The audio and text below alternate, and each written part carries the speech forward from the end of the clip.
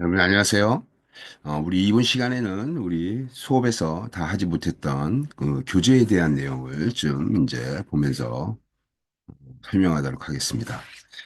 먼저 우리 8장에 나와 있는 이 품질 경영에 대한 특성들을 제가 뭐 간단하게는 수업 시간에 얘기는 했지만 핵심적인 내용들을 얘기했지만 교재를 보면서 하나하나 좀 설명하도록 하겠습니다.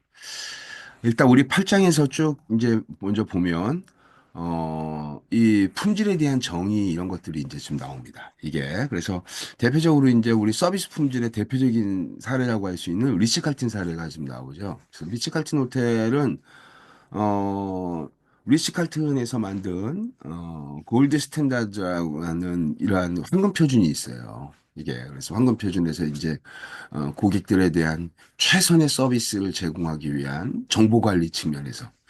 그래서 리츠칼튼이 잘하는 내용 중에 하나가 바로 뭐냐면, 전 세계 어디를 가든지 간에, 그러니까 예를 들면 제가 비염이 있고, 알러지가 있어서 비염이 있고, 그 다음에 뭐, 목이 안 좋아가지고 높은 베개를 쓰면 안 되고, 그래서 예를 들면 뭐, 뉴욕에 있는 어느 리츠칼튼 호텔에 가서 제가, 어, 지금처럼 이렇게 비염이 많으니까 비 심하니까 내 휴지도 좀 많이 갖다 주고 그다음에 피부 알러지가 있어가지고 내가 일반 비누를 쓰지 못하고 특정한 어떤 뭐 다이알 비누를 내가 써야 되고 그다음에 목이 안 좋아서 낮은 비계를 써야 되는 이러한 상황을 아마 내가 요청을 하게 되면 그 요청 사항이 이제 고객 정보에 기록이 되고, 그다음에 이제 제가 서울에 있는 강남의 리츠칼튼 호텔을 가게 되면 내 개인 정보 이 같은 동일인으로 예약을 했을 경우에 뉴욕에서 썼던 나의 중요한 이 맞춤식 서비스의 개인 정보가 이 강남에서도 이렇게 적용된다라는 거예요. 그런 측면에서 어, 이 리츠칼튼 호텔은 고객의 맞춤식 서비스를 극대화하는 만족을 극대화시킨다는 측면에서 이 황금 표준에 관련된 것들을 굉장히 중요한 요인으로 이제 관리하고 있습니다. 그래서 그거에 관련된 사례예요. 그래서 내가 제가 수업 시간에 이 황금 표준 뭐 이런 얘기를 하면서 제일 첫 번째로 했던 게 직원 이직률이 높아져 가지고 도대체 왜 그런 문제가 생기냐 막 이런 얘기를 했더니 어 호칭이라든지 고객들 앞에서 함부로 대한다든지 직원들을 이렇게 그래서 그러한 여러 가지 것들이 사실 이직률을 높이는 하나의 요인이 되었다. 그래서 그걸 낮추기 위해서 남녀 직원들을 부르는 이 호칭부터 아마 이제 바꿨다는 얘기를 제가 아마 한 적이 있어요. 그래서 레이디 앤 젠틀맨. 우리는 신사숙녀를 서빙하는 레이디 앤 젠틀맨이다. 그래서 그런 것들이 사실은 서비스에서 굉장히 중요한 거죠. 내적 종업원들의 만족을 극대화시킨다는 측면에서. 그래서 어쨌든 뭐 그런 측면에서 우리 이제 품질에 대한 정의를 보겠습니다. 그래서 우리 품질에 대한 정의를 내가 이런 형태로 한번 얘기를 했어요. 품질에 대한 정의. 우리 품질에 대한 정의는 한번 좀 짚고 넘어갈 필요가 있습니다. 이게, 그래서 우리 한번 품질에 대한 정의는 제가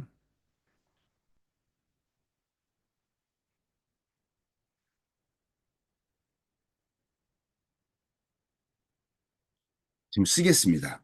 그래서 이 품질에 대한 정의 중요합니다. 요거. 자, 그래서 품질의 정의. 이 품질은 무엇을 품질이라고 하냐? 굉장히 다양한 관점이 있어요. 학자들마다 굉장히 다양한 관점이 있고 한데, 그러한 이제 대표적인 이제 중요한 개념들을 이제 짚어볼 필요가 있습니다. 요건 중요합니다.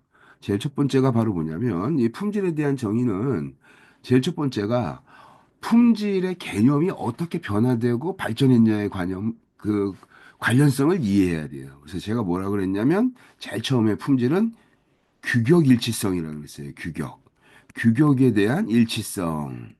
어, 이게 공급자 중심의 품질의 개념이에요. 그래서 제가 뭐라 그랬냐면, 망치를 만드는데, 설계도에, 망치 머리의 무게는 예를 들면 뭐 3kg 이상이어야 되고, 뭐 길이는 진짜 뭐 45cm 이상이어야 된다. 뭐 이런 형태의 조건이 주어져 있다면 설계사에, 어, 요거대로 그대로 맞추게 하는 겁니다. 이게 바로 뭐예요? 규격 일치성의 개념이에요. 그래서 이 규격 일치성의 개념이 만들어졌을 때, 품질은 좋다. 이게. 즉, 어떤 제품을 만들 때 이 규격이라는 것이 사양이잖아요. 어떠한 사양, 이 사양을 정확하게 충족하고 있어 이것이 갖춰지면 좋은 품질이라는 거예요. 이게 이제 주로 어, 40년대, 30년대에 주로 나타났던 규격일치성의 개념입니다. 그래서 특정한 조건에 공급자가 얼마만큼 충족하냐라는 것에 대한 것들을 이제 얘기했던 거고, 두 번째가 이제 바로 뭐냐면 규격일치성에서 이제 바로 뭐냐면 어, 요구에 대한 요구 적합성입니다.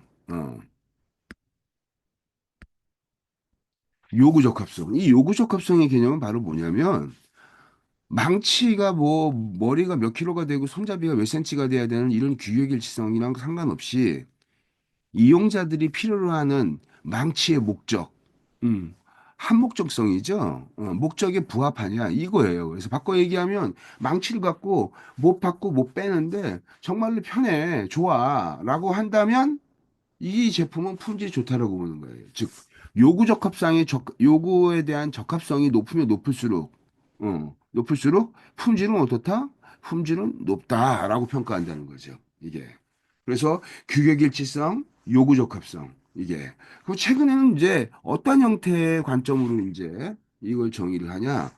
탁월성의 수준이죠. 탁월성 수준. 품질에 대한 개념은 탁월성 수준인데 이게 바로 뭐냐? 고객 만족이다. 음, 즉 고객 만족 이퀄 뭐냐? 얘가 품질이다.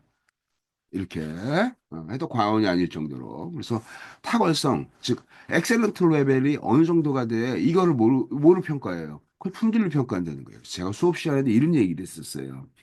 야, 그 제품 노트북 제품 어때요? 괜찮아? 그랬더니 학생이 뭐라 그러냐? 괜찮아요. 좋아요. 이게. 그게 바로 뭐예요? 총체적인 수준을 한 단어로 딱 표현하는 방법. 괜찮습니다. 만족스럽습니다. 좋아요. 이게 바로 총체적인 수준을 평가한다는, 이런 측면에서 이 탁월성 수준을 평가하는 게 바로 뭐다? 품질이다. 그 다음에 또 네 번째가 제가 감자바늘 세탁기 얘기했죠? 감자바늘 세탁기. 이게 뭐라 그랬죠? 감자바늘 세탁기. 이게 고객이 감추어져 있는 니즈까지도 이게 포함시키는 개념. 이게. 그래서 얼마나 탁월해. 그래서 여기서 말하는 이 탁월성의 수준. 그러니까 이 탁월성의 수준이 점점 어떻게 돼요?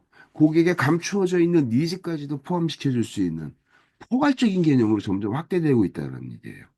그런 측면에서 본다면 이걸 다시 이렇게 볼 수도 있어요. 공급자 중심의 품질에서 이제 어떻게 돼요? 사용자 중심의 품질의 개념으로 더 확장이 되더라. 이게. 그래서 품질은 어떻게 된다? 누가 결정한다? 공급자가 결정할 수 없다. 이게. 품질은 시장 내에서 이용자들에 의해서 결정된다. 이게 되게 중요한 개념이라고 할 수가 있습니다. 그런 측면에서 용도 적합성이 이제 규격 일치성, 요구에 대한 적합성, 용도 적합성 이런 개념이 이제 고객 만족의 개념으로 확장되는 거죠. 예. 그래서 어쨌든 품질의 개념은 이런 형태로 좀 정리를 하면 좋을 것 같습니다. 우리 다시 교재로 한번 돌아가도록 하겠습니다. 이게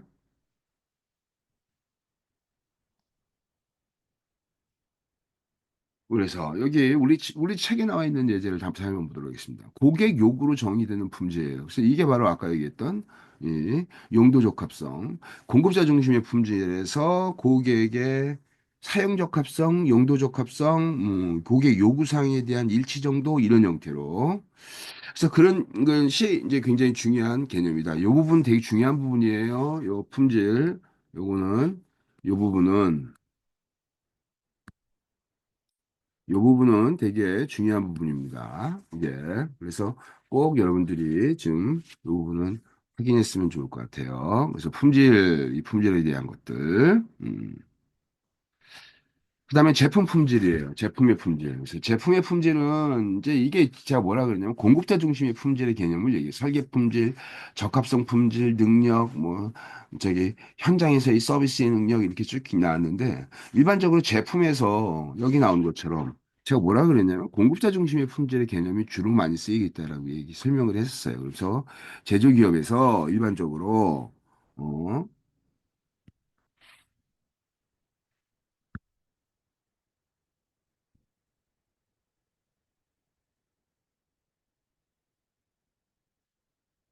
다음과 같은 품질 차원이 도움이 된다. 이렇게 설계 품질, 적합성 품질, 능력 품질 이런 것들이 되어 있는데 우리 이런 품질의 개념에서 가장 대표적인 이 품질의 이 요소가 뭐냐?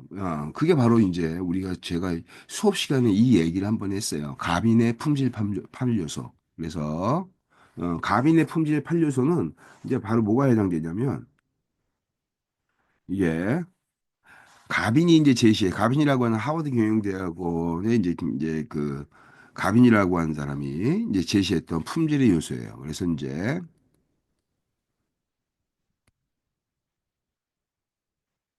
그래서 다음과 같이 이제 가빈이라고 하는 사람이 제시했던 이러한 품질의 개념이 이제 어떠한 형태로 이제 어, 잠깐만요. 이 페이지가 좀 넘어갔습니다. 어이구.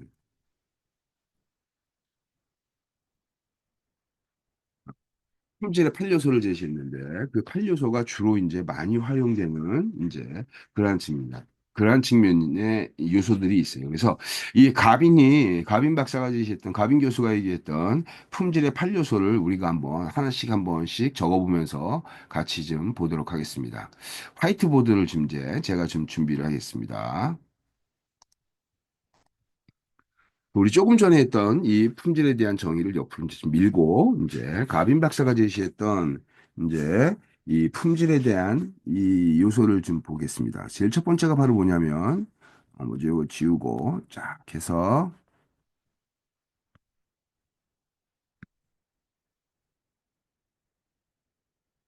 가빈 박사가 품질의 8요소, 그래서 이제 품질의 구성 요소가 뭡니까? 그래서 품질 8요소를 제시했는데 이 가빈 박사의 품질 8요소가 품질의 정의와 구성 요소에서 가장 많이 활용되는 기본적 개념으로 이제 널리 활용되고 있어요. 그래서 품질 8요소는 이제 한번 볼게요. 제일 첫 번째가 바로 뭐였냐면 이 가빈 제시했던 품질 8요소가 공급자와 서비스에 관련된 이용자 중심의 이런 품질 요소가 적절하게 혼합되어져 있는 그런 특성이 있어요. 그래서 제일 첫 번째가 바로 뭐냐면 성능입니다. 성능. 제품에서 갖고 있는. 그래서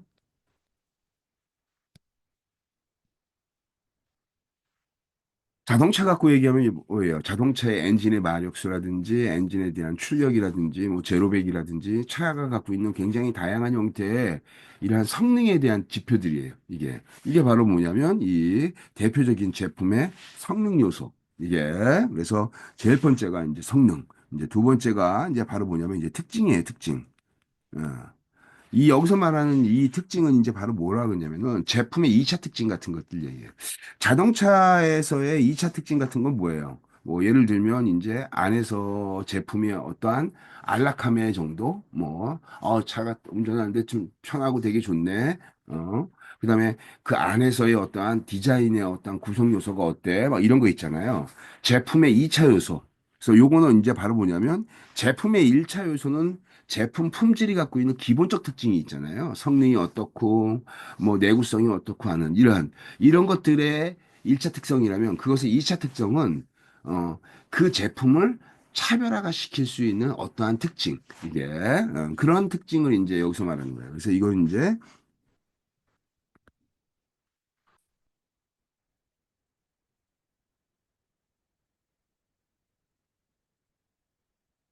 다음과 같은 이러한 특징 같은 것들로 이제 이렇게 표현할 수가 있습니다. 그다음에 뭐 아까 얘기했던 대로 자동차의 2차 속성으로서의 특징을 얘기하는 거예요.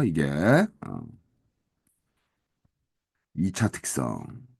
제품 품질의 2차 특성에 대한 거예요. 세 번째가 이제 바로 뭐냐면 이제 신뢰성입니다. 신뢰성.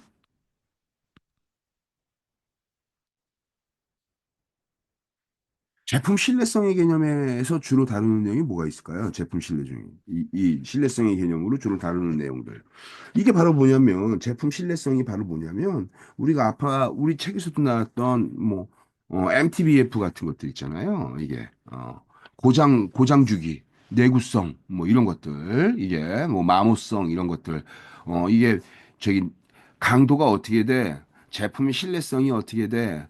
마모율이 어떻게 돼? 막 이런 것들 평가하는 게 있어요. 그래서 우리 책에도 나왔던 뭐 간단한 예를 이제 들자면 이렇게 되겠죠.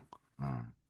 그래서 이런 것들이 이제 뭐가 되냐면 여기 이제 바로 뭐냐면 이제 고장 간격에 대한 이제 이 사이를 얘기하는 거예요. 평균 시간. 이게 MTBF가 그래서 mean time between failure 그러니까 이게 고장 간격을 얘기하는 거예요. 평균 시간, 고장이 나는 이 평균 시간 같은 것들 이게 그래서 이런 이제 신뢰성의 개념이 이제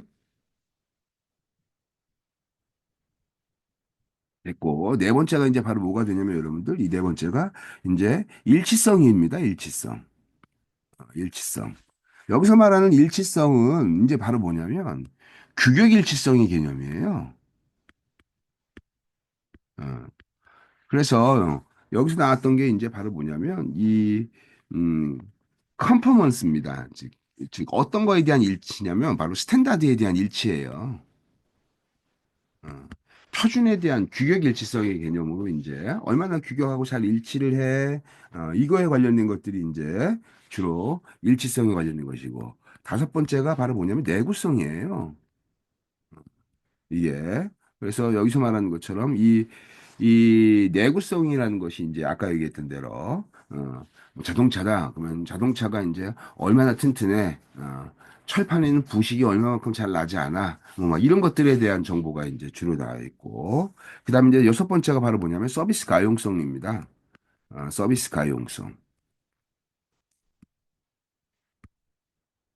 서비스 가용성입니다. 그래서 서비스 가용성 같은 경우에는 뭐 자동차의 어떠한 이 사후 관리 서비스에 대한 이러한 것들 뭐 이용자 중심의 어떠한 서비스를 어떻게 제공하는지 이런 것들에 대한 것들이 되고 그다음에 일곱 번째가 이제 뭐가 되냐면 이제 바로 이제 미적 특성, 미적 특성 같은 것입니다. 이게 미적 특성 이게 그다음에 이제 여덟 번째가 이제 바로 뭐냐면 이제 품질에 대한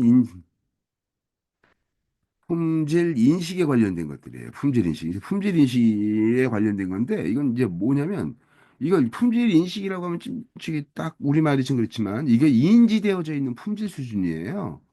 어,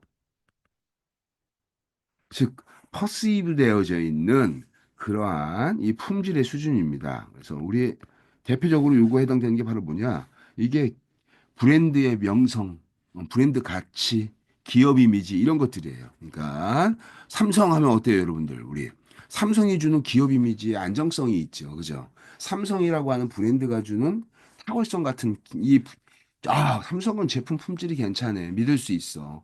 삼성은 신뢰할 수 있지. 그런 품질 인식이 있잖아요. 이게 바로 이제 퍼시브 퀄리티예요. 그러니까 일종의 바로 여기서 뭐다? 명성 같은 겁니다. 명성. 명성, 기업 이미지, 이게 이제 바로 얘기했던 품질의 판요소예요. 이게. 그럼 우리 이거를 제가 공급자 중심의 품질 이런 것들로 막 했자 구분했잖아요. 이거 한번 해봅시다. 성능이 어때요, 여러분들? 성능. 이게 공급자 중심 품질. 지금 이거 되게 중요한 겁니다. 중요한 요소예요. 두 번째가 특징이 있는데 2차 특징이라고 그랬죠. 제품의 2차 특징. 요거는 사용자 중심의 품질. 이게 신뢰성도 어때요? 내가 고장 간격이라든지 평균 수명이 어떻게 된다든지 이런 걸 내가 알고 있을까요? 이용자가 알지도 못합니다. 이거는 공급자 중심의 품질이고 그다음에 규격의 일치성. 내가 자동차를 샀는데 이게 규격에 맞는지 이게 규격이 정확해 했던 아마 규격조차도 모를 겁니다. 자동차를 사면서 자동차의 규격이 어떻게 돼야 되고 이게 뭐가 어느 정도가 돼야 되는지 그거 모를 수밖에 없는 구조죠. 그걸 알고 싶지도 않죠. 그죠? 자동차 사는데 내가 그래서 공급자 중심의 여기도 중심의 품질 요소입니다. 내구성 어떻게 돼요? 내구성 공급자 중심의 품질입니다. 이게 서비스 가용성 이게 바로 이제 사용자 중심의 이제 품질 요소가 되고 미적 특성 이것도 어떻게 돼요? 사용자 중심의 품질이고 요것도 마찬가지로 사용자 중심. 그래서 큰 갑이 제시했던 품질의 8요소는 1번, 그다음에 3번, 그다음에 4번 규격일치성, 그다음에 5번 내구성. 이렇게 1, 3, 4, 5 같은 경우는 공급자 중심의 품질. 그 다음에 여기서 말하는 이 제품의 2차 특징인 이 2차 특징 같은 특징 요소. 그 다음에 서비스 가용성, 미적 특성, 품질 인식. 요것들은 다 뭐예요? 사용자 중심의 품질 요소라고 구분할 수 있어요. 이게 여기서 품질이라는 것이 공급자 중심으로만 나가게 되면 당연히 어떻게 돼요? 이게 사용성에 기반한 품질의 평가가 이런 것들이 제대로 반영이 안 되기 때문에 가빈이 제시했던 이 품질 8요소는 다음과 같이 이렇게 공급자 중심의 8요소하고 공급자 중심의 4요소하고 사용자 중심의 이러한 네 가지 요소가 적절히 나타난 그러한 요소라고 이제 할 수가 있습니다. 그러한 측면에서 이러한 이 품질 요소 같은 것들은 우리가 이 여덟 가지 요소들은 알아두면 좋을 것 같습니다. 다시 우리 교재로 한번 돌아와서 이제 어, 제품 품질에 대한 여러 가지 우리가 설계 품질이 어떻게 되고 적합성 품질이 이렇게 되고 쭉 이런 것들이 이제 쭉 나오는데 이런 것들은 이제 우리 아까 가빈의 8요소 같은 것들로 보시면 될 것 같습니다. 여기에 상당 부분 그런 내용들이 들어가 있기는 합니다, 이게. 그래서 여기 쭉 넘어가겠습니다. 이것들을 쭉. 서비스 품질. 서비스 품질 하면 여러분들은 어떻게 이건 평가할 수 있죠? 서비스 품질은 우리 레이터 등급 매기는 도구, 등급 매기는 사람. 그래서 신뢰성, reliability, assurance, tangible, empathy, responsiveness. 요 다섯 가지가 뭐다요? 이게 서비스 품질의 구성 요소다.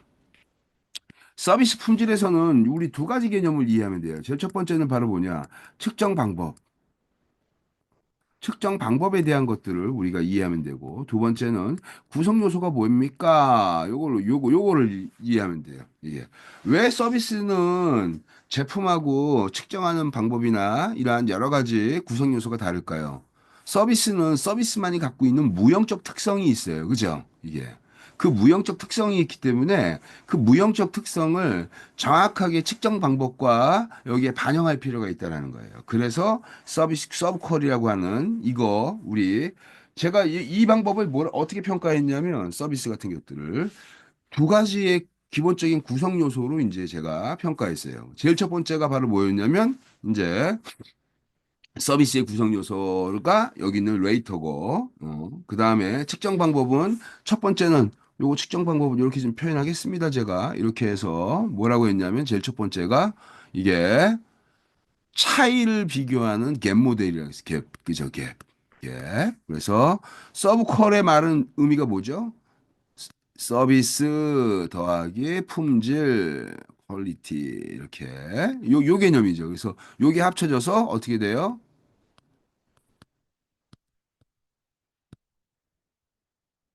서브콜 이렇게 된 거죠. 그죠? 서브콜 이렇게. 그래서 제일 첫 번째는 기대 성과, 기대와 성과에 대한 갭의 차이를 성과에 의해서 요 만드는 거예요. 그래서 이게 기대가 5점인데 성과가 3점이야. 그러면 얘가 2점이 나오죠. 여기 좋은 거예요, 나쁜 거예요. 기대가 크다는 얘기잖아요. 이게 바로 불만을 만드는 겁니다. 그죠? 이게. 그래서 양수가 나오는 게 이게 사실은 어떤 게예요? 이게 안 좋은 거고. 그 다음에 기대나 별로 안 했어. 근데 얻은 성과가 사용 후에 내가 경험한 그 점수가 했더니 이렇게 높아. 얘가 마이너스 2점이 나왔네요. 이게 뭐예요?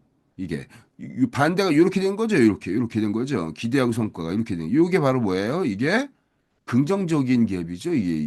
이게 긍정적인 갭이고 여기 마이너스 2가 나온 게 긍정적인 갭입니다. 그다음에 여기서 플러스 2가 나왔던 게 이게 바로 뭐예요? 이게 불만을 만드는 부정적인 갭이 되는 거죠. 이게 그래서 기대와 성과를 해가지고 그래서 기본적으로 어떻게 돼요? 22문항에서 24문항 사이에 이 기본 설문지의 문항이 있습니다. 이게 그래서 파라슈라만 자이저뮤 벨이라고 하는 이 사람이 만든 모델을 갖고 어떻게 돼요? 서비스를 측정하는데 그게 바로 뭐예요? 기대 성과를 쓰는 이러한 갭 모델이고 또 하나는 뭐가 있을까요? 이게 성과 모델이 있죠. 성과 모델. 성과 모델이 측정 방법 얘기를 하는 거예요, 지금. 이게 측정 방법. 두 번째가 무슨 기대하고 성과를 두 번씩 측정을 합니까? 반복 측정의 문제. 그다음에 사람이 자주 이용하는 사람들한테는 기대가 갖춰져 있지 않다. 즉, 그 상품, 즉, 서비스 상품을 쓰는, 바라보는 뭐가 만들어진다? 태도가 만들어지는 거죠, 태도. 그 태도가 일종의 기대의 개념이라고 측정한 거예요. 그래서 기대와 태도는 다른 것이다라고 하면서 크로닌하고 테일러라고 하는 사람이 아니, 뭘 이렇게 복잡하게 해. 그냥 식당을 이용했어? 그러면 식당 이용하기 전에 무슨 기대를 측정하고 뭐 이런 거 아니라 그냥 밥 먹고 나왔어. 그러면 어때?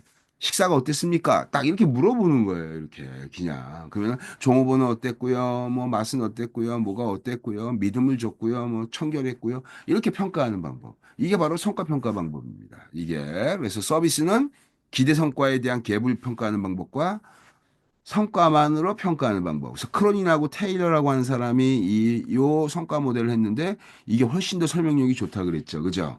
그래서 둘이 거의 한 12년 동안 싸웠는데 어떻게 되냐?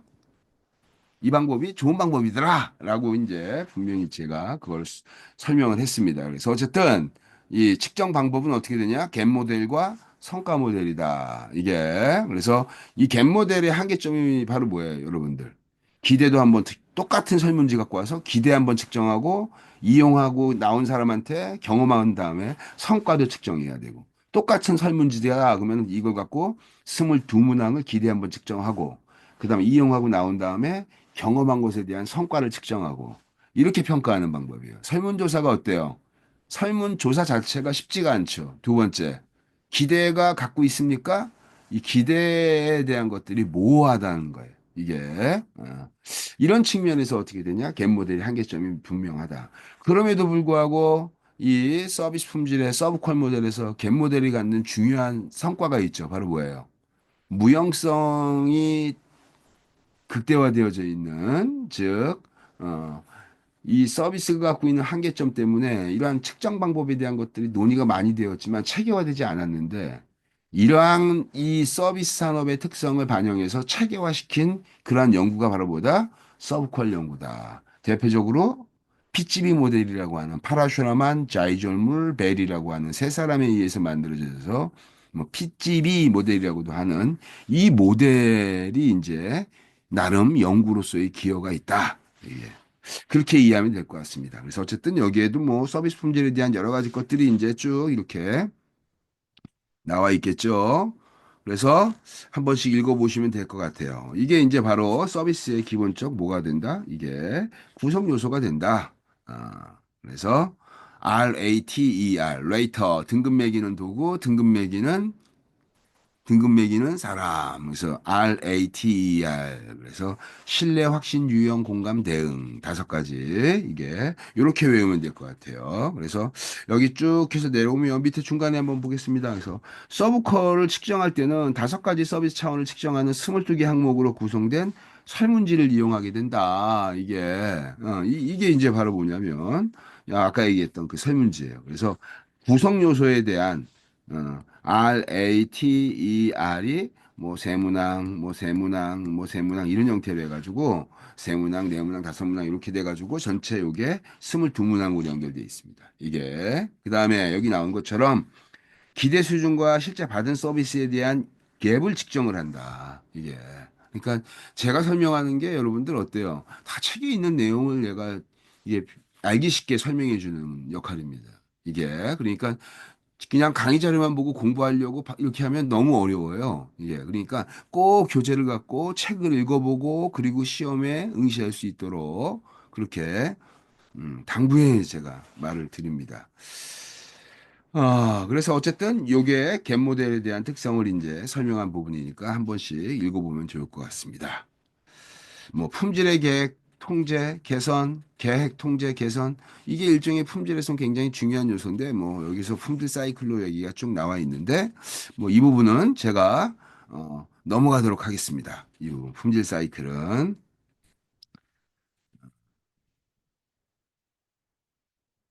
그 다음에 이제 우리 수업 시간에 얘기했던 거 포카유케죠, 포카유케. 포카유케가 내가 뭐라 그랬죠? 똑같은 실수 반복한 사람은 바보 멍청이라 그랬잖아요. 그죠? 이게 그래서 뭐라고 하냐면 바보 되는 거 막는 방법 풀프루프 이렇게 바보 되고 멍청이 되는 거 막는 방법, 풀프루프 이 얘기했죠. 그죠? 이제 우리 봅시다. 그래서 내가 이 포카요케 방법은 도요다의 엔지니어였던 시기오 신고라고 하는 사람에 의해서 만들어진다 그랬어요. 그죠? 그렇게 바로 뭐냐면 여기 나오네요. 그 얘기가.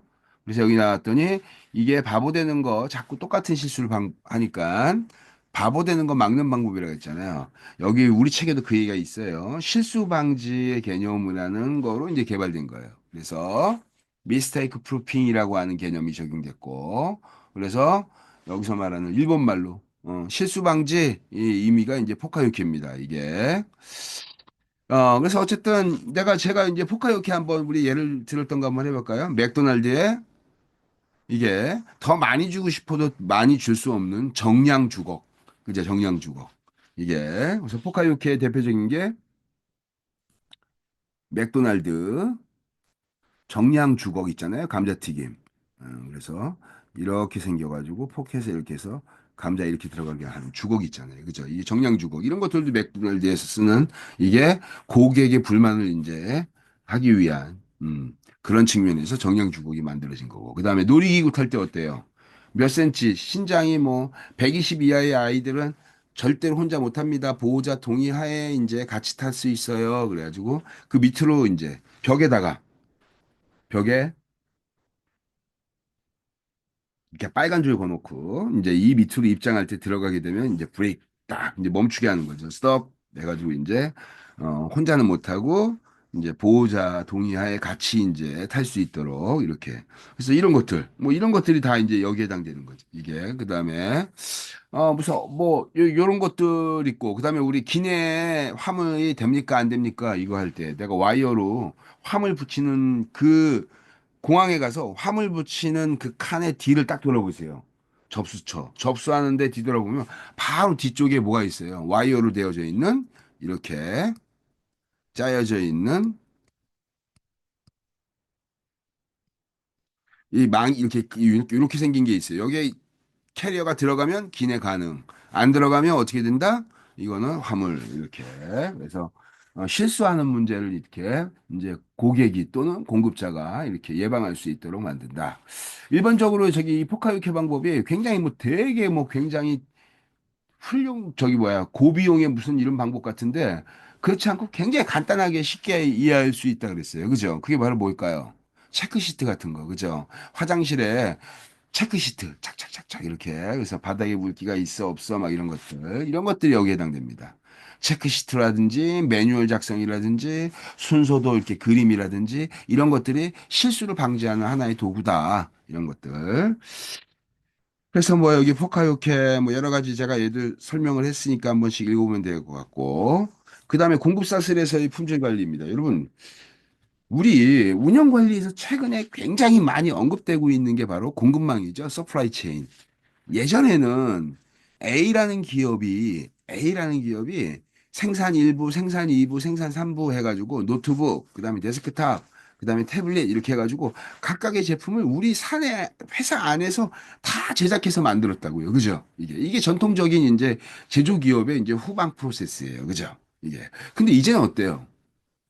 한 회사에서 자기 회사에서 필요한 제품을 인소싱, 인소싱이 직접 만드는 거예요. 이게 모두 다 직접 만드는 경우가 있을까요? 없을까요?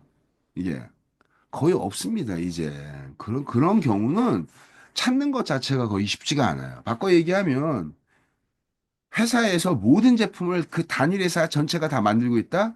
그 회사가 이상한 회사일 겁니다. 그죠? 그러니까 일반적으로 어때요? 서플라이어, 공급자에 의해서 계약 관계가 만들어지는 거죠. A라는 회사가 있는데 얘가 직접 생산하는 방법을 쓰는 것이 아니라 이제는 어떻게 돼요?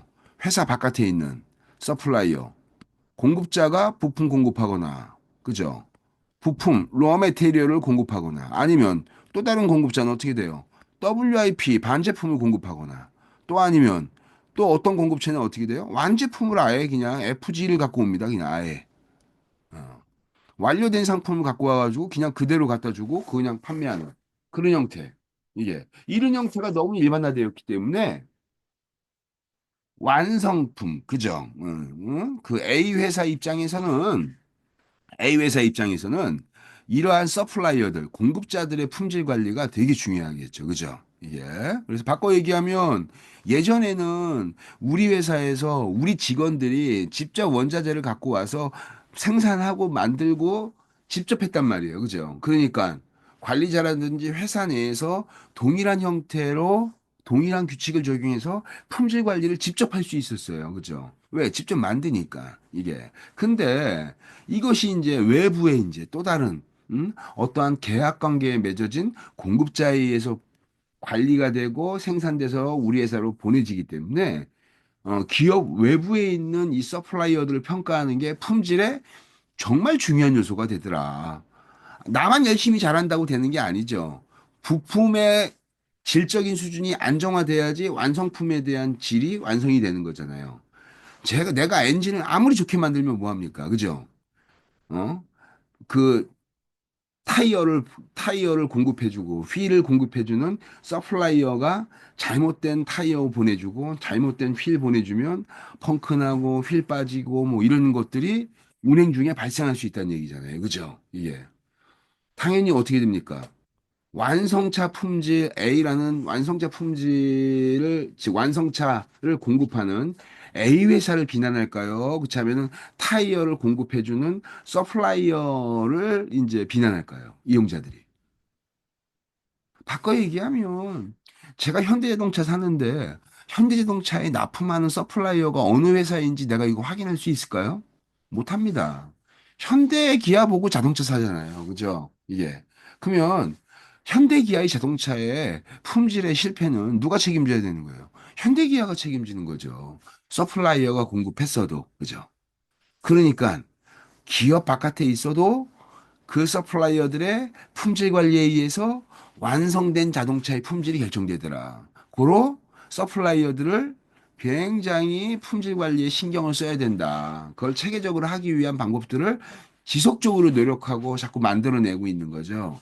공급자 조기 참여라든지 뭐 VMI라든지 뭐 이런 다양한 방법들이 이제 품질 관리의 한 예예요. 이게 그래서 여기서도 이제 뭐 그런 얘기가 나와요. 이게 그래서 공급사들에 대한 품질 관리가 중요하다. 이게 완성차 업체가 품질은 책임져야 된다. 이 얘기는 이제 나와 있고요.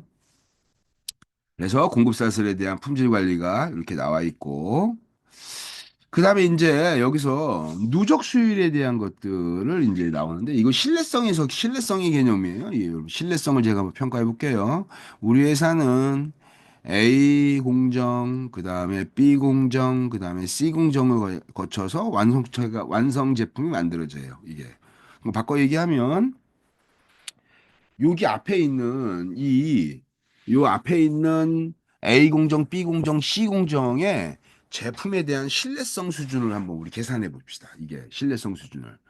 이 제품에 대한 신뢰성 수준은 A 같은 경우가 예를 들면 0.95, 즉 95%의 신뢰성을 갖고 있는 거예요. 예를 들면 뭐가 될까요? 100개 중에서 100개를 만들면 95개가 합격, 5개가 불량. 이게 B 한번 볼까요? B 0.99 이렇게 이게 그 다음에 여기도 어떻게 돼요? 0.9 한번 해봅시다. 이렇게. 그러면 A 공정은 어떻게 돼요? 0.95. 그 다음에 B 공정은 0.99, 99%. 여기는 90%의 제품의 신뢰성을 갖고 있다. 이 얘기는 이게 갖고 있다는 얘기는 제품이 오면서 만들어지는 거니까 어떻게 돼요? 이가 다 이렇게 곱하기가 되는 겁니다. 이렇게. 그래서 이거에 대한 전체 누적 수율을 계산하게 되면 이렇게 되는 거예요. 0.95 곱하기 그 다음에 0.99 곱하기 0.9 세 개가 곱해지니까 지금 이렇게 해가지고 계산을 하게 되면 전체 신뢰성 수준이 몇 퍼센트냐면 84.6이에요. 이게 0.846 나옵니다. 이게. 당연히 어떻게 돼요? 0.846이요. 90%도 90% 이상의 높은 신뢰성을 갖고 있다라고 말은 했지만 실제로 A 공정에서 만들어지는 부품들이 결합돼서 완제품이 나왔을 때 그 완제품의 신뢰성은 84.6%밖에 안 되더라. 즉 85%예요, 약. 약 85%의 신뢰성 수준밖에 안 된다는 거예요. 85%의 신뢰성 수준이면요. 이건 진짜 엄청난 겁니다. 이건 관리 안 되는 거예요. 이게. 그래서 지금 여기서 말하는 이 롤드 예일드라고 하는 이게 이 누적 수율이라고 하는 거는 바로 뭐예요? 이게 양탄자 카펫이죠, 카펫. 카펫을 여기가 A, B, C, D 이렇게 있으면 카펫을 똘똘똘똘 마는 거예요, 이렇게. 똘똘똘똘. 이렇게 똘똘 말아가지고 딱 끝에 가서 이제 이게 얼마야? 이렇게 나오는 것처럼 여기서 말하는 누적 수율은 이런 형태로. 그래서 이게 바로 뭐다? 이게 제품의 신뢰성을 결정한다. 이게 그래서 여기 나오는 것처럼 뭐 99%의 수율이에요. 뭐 100명의 생산자가 있어요. 즉 바꿔 얘기하면 100개의 부품이 들어가요. 그러면은 여기에 이렇게 계산했더니 0.366. 99%니까 꽤 높잖아요. 그죠? 근데 이것들이 누적 수율로 계산을 하게 되면 36%밖에 안 되는 거예요. 이게 너무나 낮은 거죠. 이 정도 되면 제품을 팔 수가 없는 거죠. 그죠? 36%의 신뢰성을 갖고 있는 제품은 어떻게 씁니까? 이게, 그죠? 예. 그래서 어쨌든 그런 측면에서 이렇게 수율에 관련된 것들이 나와 있어. 그래서 아까 제가 얘기했지만 현대기아가 자동차 생기는 불량 문제는 현대기아가 책임진다. 이게 왜? 현대기아를 보고 사잖아요. 그죠? 서플라이어의 책임을 전가할 수가 없다.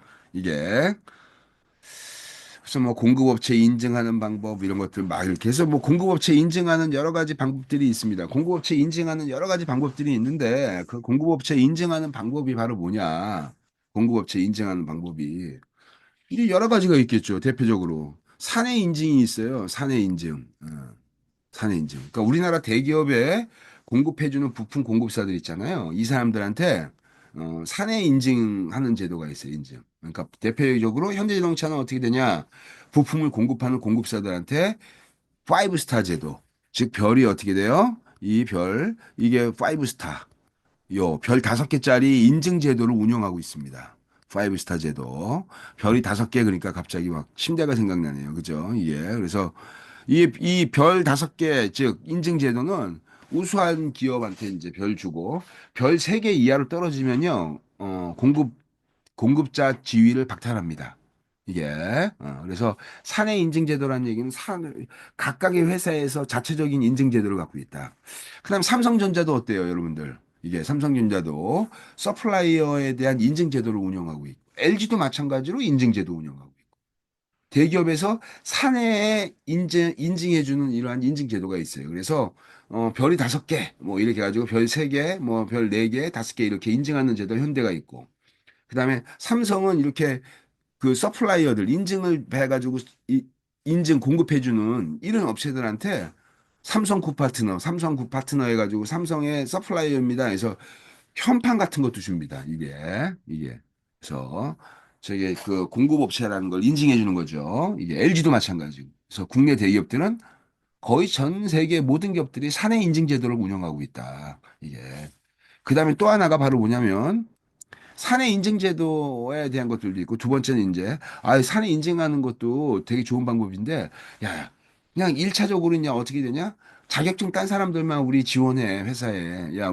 회사에 지원하려면 자격증 따서 지원해 자격증 있는 사람들만 우리 서류 접수할 수 있어 진입 장벽을 뭐로 만드는 거예요 자격증 그죠 여기서 말하는 ISO 서티피케이션 ISO 9001, 뭐 9002, 뭐 이런 나오잖아요. ISO 9000 패밀리에 대한 것을 얘기했잖아요. 그래서 국제 인증을 하는 거죠. 국제 인증.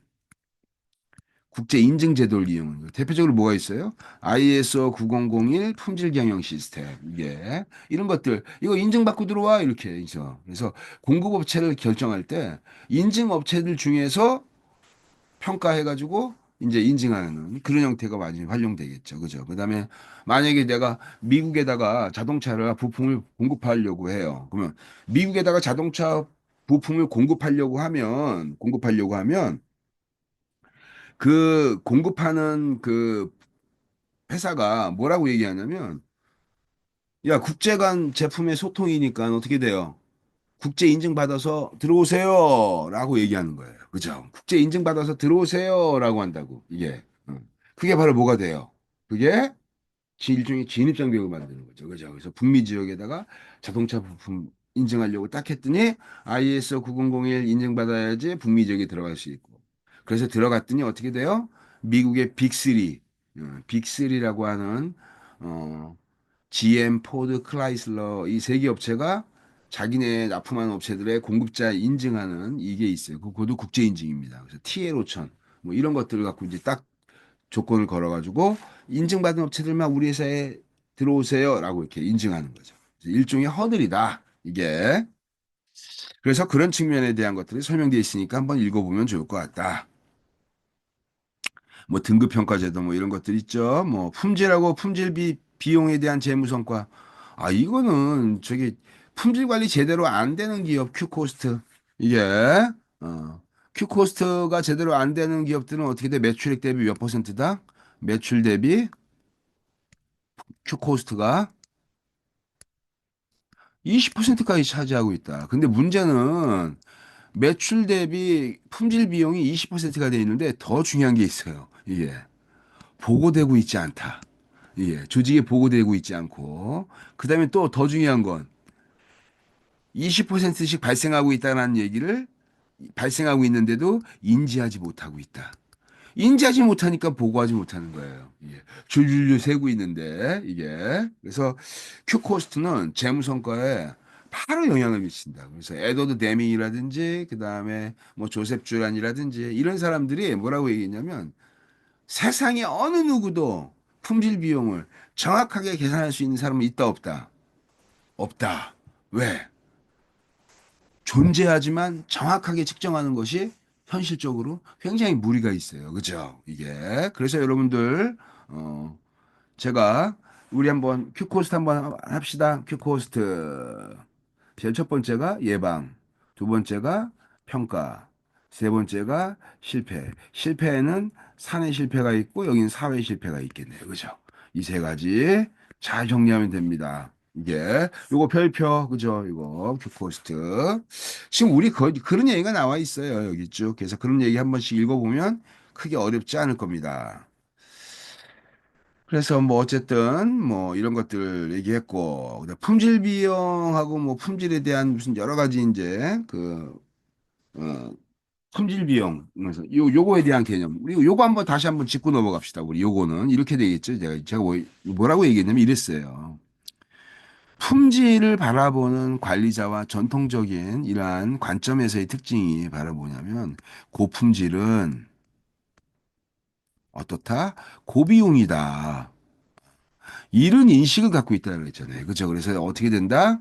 쭉 해서 예방과 예방평가 실패 비용 쭉 여기는 이제 X축이 퀄러티 레벨이에요. 품질 수준이 높아지는 거고 얘는 떨어지는 거고 Y축 같은 경우에 이제 바로 뭐예요? 코스트입니다. 이게 그랬을 때 총 비용은 어떻게 되더라? 이렇게 만들어지는 거죠. 이렇게 총 비용이 이렇게. 그래서 고품질은 퀄러티 레벨이 높을수록 여기서 결정되더라. 낮은 품질도 어떻게 돼요? 실패 비용이 크기 때문에 고품질이다. 그래서 어떻게 돼? 경제적 품질 수준인 요 정도에서 우리는 생산할 거야. 이게 바로 뭐예요? 고품질이 고비용이기 때문에 합리적인 품질 수준, 경제적 품질 수준이라고 하는 요 수준에 맞춰서 우리는 품질을 공급하는 게 우리한테 유리해라고 경영자가 얘기한다. 이게. 그래서 이걸 조사해 봤더니 실제로 봤더니 어떻게 돼요? 이렇게 올라가지 않더라. 이렇게 올라가다가 완만하게 이렇게 그죠? 기쿠스도 이렇게 그래서 전체 총비용 곡선이 어떻게 돼요? 이렇게 되더라. 이게 그래서 실제로 고비용이 고품질이 고비용이 아니라 않다라는 거를 이제 실제로 이제 나오는 거죠. 이게 전통적 관점이죠. 이게 전통적 관점 주로 경영자들이 관리자들이 갖고 있는 생각. 이게 바로 뭐예요? 이제 고품질 고비용이라고 하는 생각이에요. 이게 현대적 관점에서의 이 품질의 개념이다. 이게 도리어 품질이 어떻게 돼 좋을수록 그렇게 높게 비용이 들어가지 않더라. 이게 그래서 요거에 관련된 것들 한 번씩 꼭 읽어보고 요 개념을 잘 이해하면 좋을 것 같습니다. 아, 품질 경영에서 선구자는 이제 여러 가지 사람들이 있어요. 예를 들면 수없이 많은 사람들이 있습니다. 이게 수없이 많은 사람들이 있는데 제일 첫 번째로 꼽자 딱 이러면 이제 우리 SQC 이런 통계적 품질 관리 SQC, Statistical Quality Control이라고 하는 통계적 품질 관리 이론의 이 이론적 기반을 다 만든 사람 누굴까요? 이게 슈아트. 슈아트 여기 나와 있죠. 그죠? 이렇게 슈아트. 두 번째 또 누가 있어요? 슈아트의 연구 파트너이자 제자였던 데밍, 에드워드 데밍. 그죠? 그다음에 어, 산업체에 이거를 보급하고 집대성한 사람. 이게 듀란. 그래서 우리 책에 나와 있는 사람 요 세 사람이에요. 슈아트. 이론적 기반을 다 완성한 사람이고 이게 이제 산업체에다가 보급하고 산업체에다가 보급 특히 어디 일본에 그죠 일본에 그 일본 사람들이 대밍 선생님 엄청 존경합니다. 그래서 1950년대 일본에 대밍이 들어온 이후에 어 일본 일본 왕실에 최초의 외국인 훈장을 받은 사람이 있어요. 이게 그게 누구였냐면 바로 에드워드 데밍입니다. 예. 그래서 일본 왕실 최초로 이 훈장을 수여했는데 공로죠. 일종의 공로패 같은 거죠. 공로를 인정해서 훈장을 수여했는데 그 첫 훈장을 받은 사람이 바로 첫 외국인이 누구다?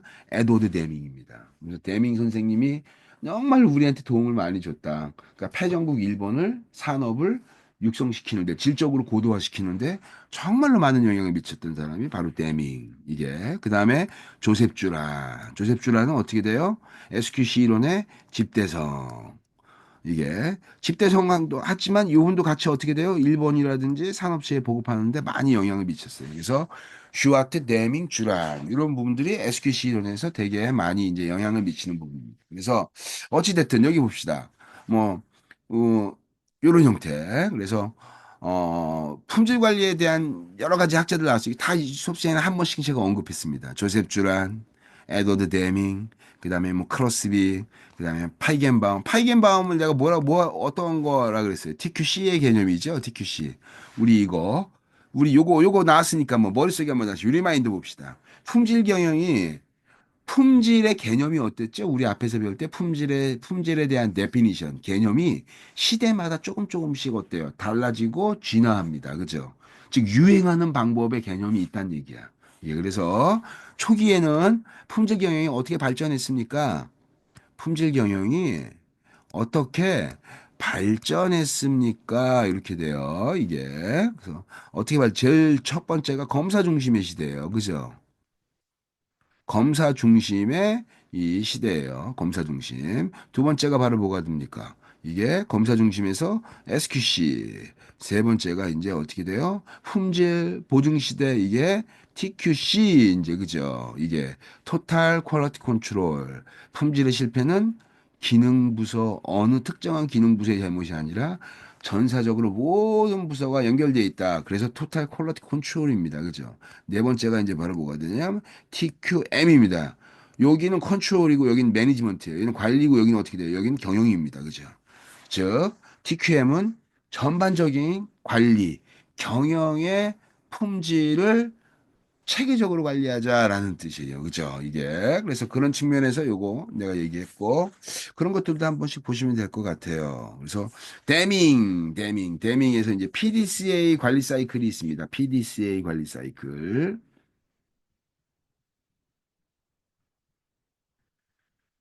그래서 이제 쭉 해서 데밍이 제시했던 PDCA, 플랜, 도, 체크, 액션. 그래서 계획을 세우고 실행하고 어떻게 돼요? 계획과 실행을 비교하고 통제하고 이제 관리하는 거죠. 그다음에 액션. 즉 조치하는 거예요. 조치. 문제가 찾았으니까 이걸 다시 반영하고. 그래서 우리 바퀴 굴리듯이 어떻게 돼요? 바퀴 굴리듯이 P, D, C, A라고 하는 지속적 개선의 관리 사이클을 이렇게 돌리는 거죠. 그죠? 예, 그래서 대미 여기 나와 있는 것처럼 성공하는 기업의 14가지 원칙. 그래서 성공하는 기업들은 어떻게 되냐? 다음과 같이 14가지의 요소들을 신경을 써야 된다라는 거예요. 그래서 14가지 원칙들을 한 번씩 읽어보면 도움이 됩니다. 이렇게 한 번씩 읽어보세요. 이것과 더불어서 망하는 7가지 방법이 있어요. 7가지 방법. 그래서 어, 여기서 말하는 대미의 14개 경영 원칙은 바로 뭐냐면 성공하는 이 14가지 원칙. 그 다음에 치명적인 7개, 품질 경영이 안 되는 7가지의 병폐. 예, 이게 있는데 그게 바로 이제 망하는 7가지 방법이라고 제가 설명한 거예요. 그래서 14가지 원칙과 치명적인 실패 문제점 7개 이게. 그래서 어쨌든 뭐 이런 형태가 있으니까 한 번씩 읽어보시면 될 것 같고. 쭉 해서 어쨌든 일본이라든지 산업체 보급하고 했던 것들 여기 다 설명되어 있으니까 꼭 한번 여러분들 책 읽어보기 바라겠습니다. 조셉 주란 이렇게 그래서 어, PDCA가 데밍이라면 관리 기법이죠. 조직을 관리하는 방법인데 데밍이 어떻게 돼요? 슈와트한테 배웠던 PDCA를 일본에 복음하면서 이게 바로 아까 PDCA 관리 사이클을 뭐라고 했죠? 데밍 휠이라 그랬죠. 그죠? 데밍 휠. 이거 데밍 선생이가 가르쳐 줬어 우리한테 막 이러면서 이게 그래서 PDCA가 데밍 휠이 된 겁니다. 그죠? 마찬가지로 조셉 주란도 관리 방법을 다음과 같은 PDCA라고 하는 거와 유사한 형태의 이런 품질 삼각형, 품질 트릴러지. 그래서 여기 나온 것처럼 품질 계획, 통제, 개선이라고 하는 이 3가지 활동을 갖고 PDCA하고 똑같습니다.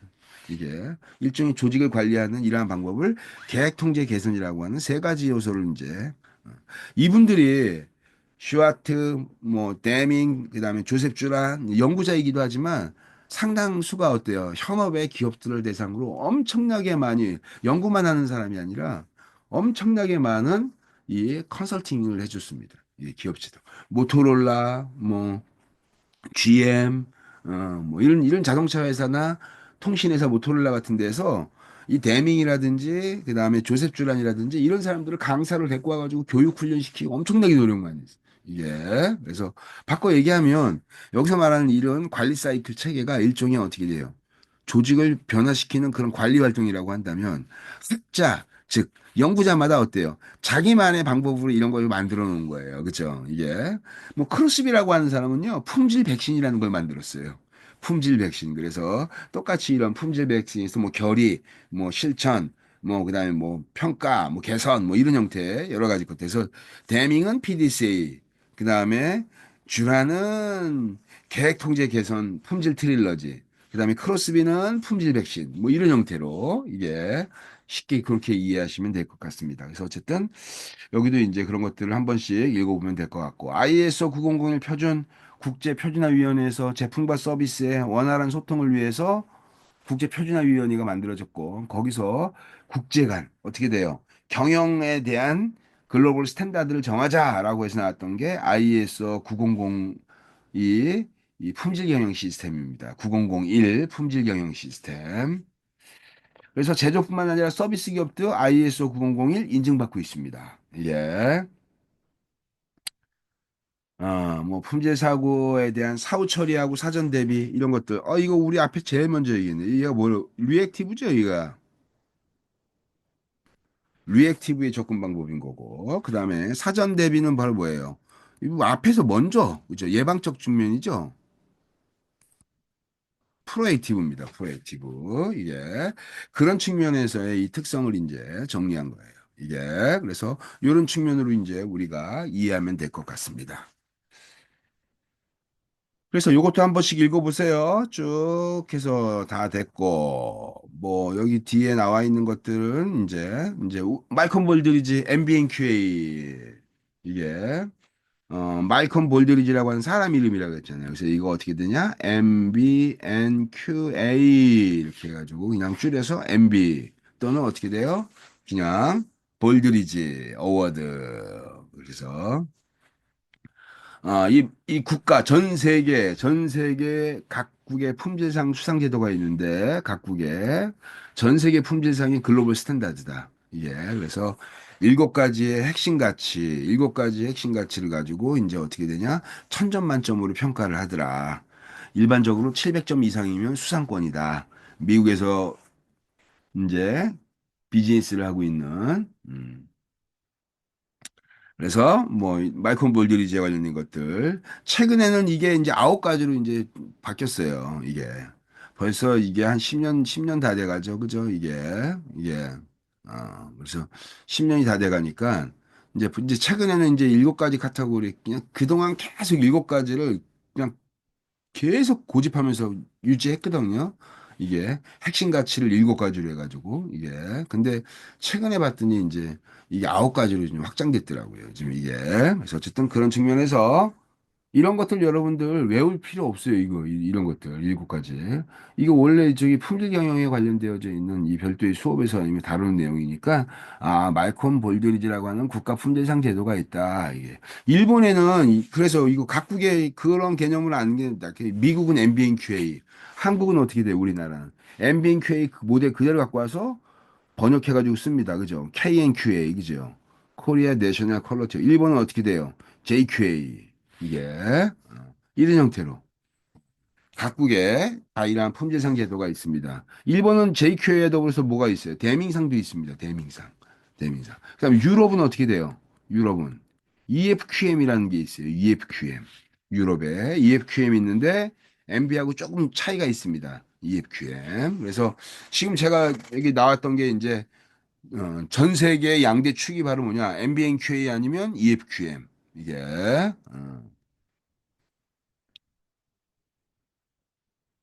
그래서 우리나라는 MBNQA의 KNQA를 이용하고 일본은 JQA인데 MBNQA 약간 이제 응용한 이런 모델을 쓰고 있습니다. 그래서 각국은 다 이런 것들 활용하고 있더라. 그 정도만 알아도 될 것 같습니다.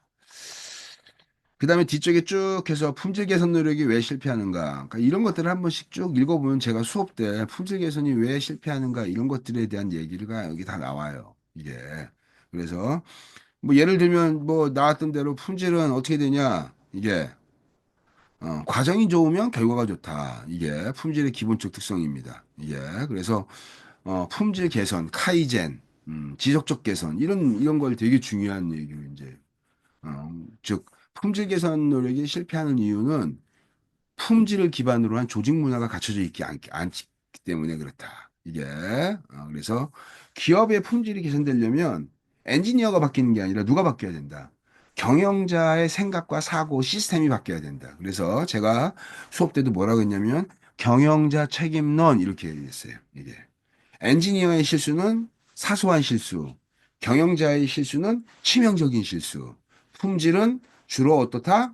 시스템이고 관리의 글로벌 스탠다드를 정하는 거기 때문에 엔지니어는 그런 권한이 있다 없다? 없다. 그럼 누가 결정한다? 그 권한은 관리자, 경영자가 결정한다. 이게 그래서 프로세스를 질적 고도화시키고 불량을 만들지 않는 시스템을 만들고 불량이 만들지 않는 조직 문화를 구축하고 이런 것들은 엔지니어가 아니라 관리자, 경영자에 의해서 만들어지는 것. 그래서 품질 실패는 큰 치명적인 이유는 경영자 책임이고 사소한 것들은 엔지니어와 현장 작업자의 문제다. 이렇게 보는 거죠. 경영자 책임론 되게 중요합니다. 이거는. 그래서 어쨌든 그런 측면에서. 그래서, 이렇게 제가 이제, 핵심적인 내용들은 다 정리가 됐습니다. 예. 그래서 한 번씩 책을 꼭 좀 읽어봤으면 좋을 것 같습니다. 그래서 8장에 대한 강의는 이 정도로 끝내고 우리 9장에 있는 이제 품질 개선 도구가 있죠. 그것들을 우리가 이제 배워야 됩니다. 그것들을 또 이어서 강의를 하도록 하겠습니다.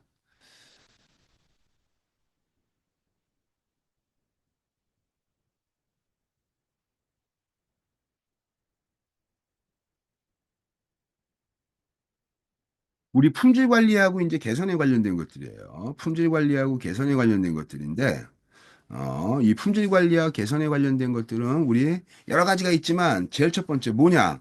이게 지금 우리 공정의 이 숫자를 기반으로 하는 거. 제일 첫 번째 우리 뭐 배울 거냐면 이제 관리도 배울 거예요. 관리도.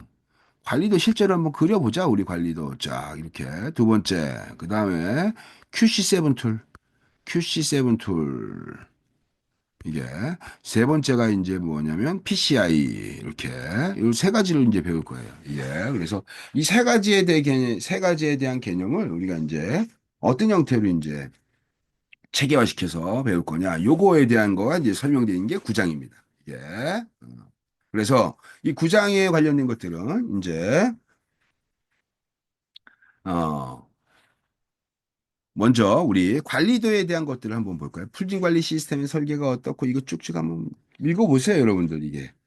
예, 여러분 읽어보면 이제 쉽게 이제 알 수 있는 내용들이 나와요. 우리 다시 한번 우리 저기를 한번 가봅시다. 화이트보드를 이제 일단 지금 옮겨서 화이트보드로 쫙 가겠습니다.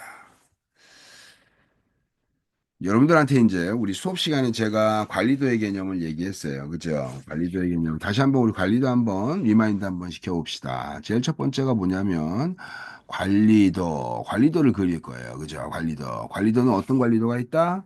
개수형 관리도, 개수형 관리도. 그 다음에 또 하나는 계량형 관리도. 그래서 우리 요걸 들어가기 전에 먼저 앞서서 요거 들어가기 전에 앞서서 우리 먼저 요걸 좀 봅시다. 우리 수업 때 했던 것도 머릿속에 리마인드 한번 시키면서 관리도는 무엇을 관리하기 위한 도구죠? 변동. 그죠? 변동을 관리하기 위함입니다. 우리 책에는 이런 말도 나와요. 삼포. 그죠? 삼포. 삼포가 바로 뭐냐? 변동. 영어로 얘기하면 베리언스입니다. 베리언스. 그죠? 이거 통계에서 나오는 뭐예요? 분산이죠, 분산. 분산. 여기서 말하는 삼포는 표준 편차 얘기하는 거예요. 그죠? 즉, 바꿔 얘기하면 이 개념이 같은 거죠. 그죠? 여기다 루트 씌우면 표준 편차잖아요. 그죠? 이렇게 분산에다가. 그래서, 공정에서 나타나는 변동의 문제를 다루는 것이 관리도구나. 이렇게 생각하면 됩니다. 다시. 관리도가 뭘 얘기한다? 공정 내에 생기는 다양한 변동을 어떻게 관리할 거냐. 그래서 이게 이 공정을 산포를 관리하는 도구로서 관리도. 변동은 그래서 변동에 이제 이걸 알아야 됩니다. 제일 첫 번째가 바로 뭐냐면 우연적 변동이에요. 우연적 변동. 그죠? 이 우연적 변동은 관리의 대상이 아니다. 그죠? 인간의 힘으로 기계의 마모나 이런 것들을 바꿀 수 있을까요? 인간의 힘으로 원자재의 통조림에 들어가는 꽁치의 무게를 어저께 들어온 거하고 오늘 들어온 거에 차이가 생기는 거를 막을 수 있을까요? 그거는 진짜 우연히 달라지는 거잖아요. 어저께 들어왔던 데 비해서 오늘은 어떻게 돼요? 길이가 짧고 더 둥둥한 이런 형태의 이러한 이 생선이 고등어가 들어온다든지 꽁치가 들어온다든지 그래서 이 토막을 냈을 때 무게가 달라지는 거예요. 그죠? 이런 우연적 변동 이런 것들. 인간의 힘으로 어쩔 수가 없다. 그거로 바꿔 얘기하면 이건 어떻게 한다? 어떻게 한다? 관리의 대상이 되지 않는다. 그럼 두 번째, 어떤 변동을 그러면 우리가 관리의 대상으로 보냐? 이상적 변동, 이상한 변동, 아이디얼한 이상적인 그런 변동이 아니라 여기서 말하는 이상적이라는 것은 abnormal, 즉 비정상적인 변동 이걸 얘기하는 거예요. 그래서 이상적 변동을 이게 바로 뭐가 된다? 관리의 대상이 되더라. 이게 관리의 대상이 되더라. 이상적 변동은 또 이런 얘기도 합니까? 이런 얘기로도 표현해요. 바로 뭐냐면 어떤 규칙성 같은 게 있는 거예요. 이게 규칙에서 이게 체계적인 변동이라고 합니다. 또 체계적 변동이라고도 하고, 그 다음에 조직적 변동이라고도 합니다. 그죠? 이게, 그래서 체계적 변동,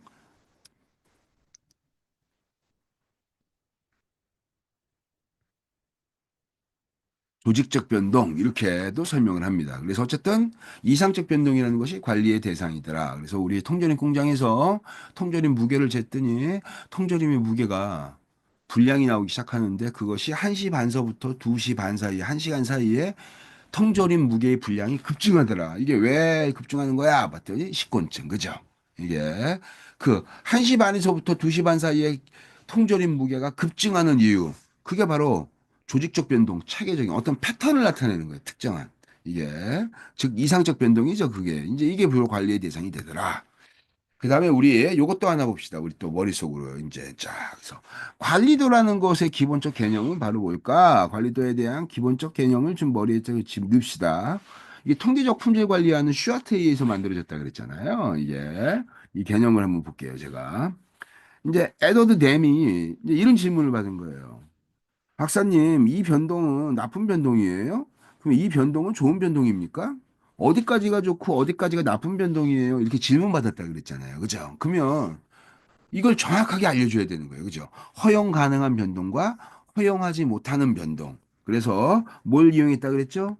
정규분포, 그죠? 정규분포 이용해서 정규분포를 통해서 하나, 둘, 평균 가운데가 평균이고 모든 분포는 정규성을 갖는다는 얘기의 의미는 평균을 중심으로 플러스 마이너스 1표준 편차. 여기 어떻게 돼? 플러스 마이너스 2표준 편차. 이렇게 가운데가 평균이고 그 다음에 여기서 어떻게 돼요? 여기는 어떻게 돼? 평균에서 플러스 마이너스 1표준 편차 여기를 내리면 어떻게 되냐? 평균에서 플러스 마이너스 2표준 편차 이렇게 하면 평균에서 플러스 마이너스 3표준 편차. 우리 이거에 대한 최적의 면적을 구하면 어떻게 될까요? 최적이. 최적이 이렇게 돼요. 이렇게. 이렇게.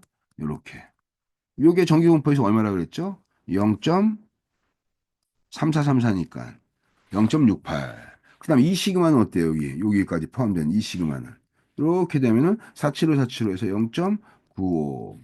그다음 여기는 쭉 여기까지 포함되면 어떻게 돼요? 3 시그마는 정기분포에서 0.9973 이렇게 됩니다. 이게. 어.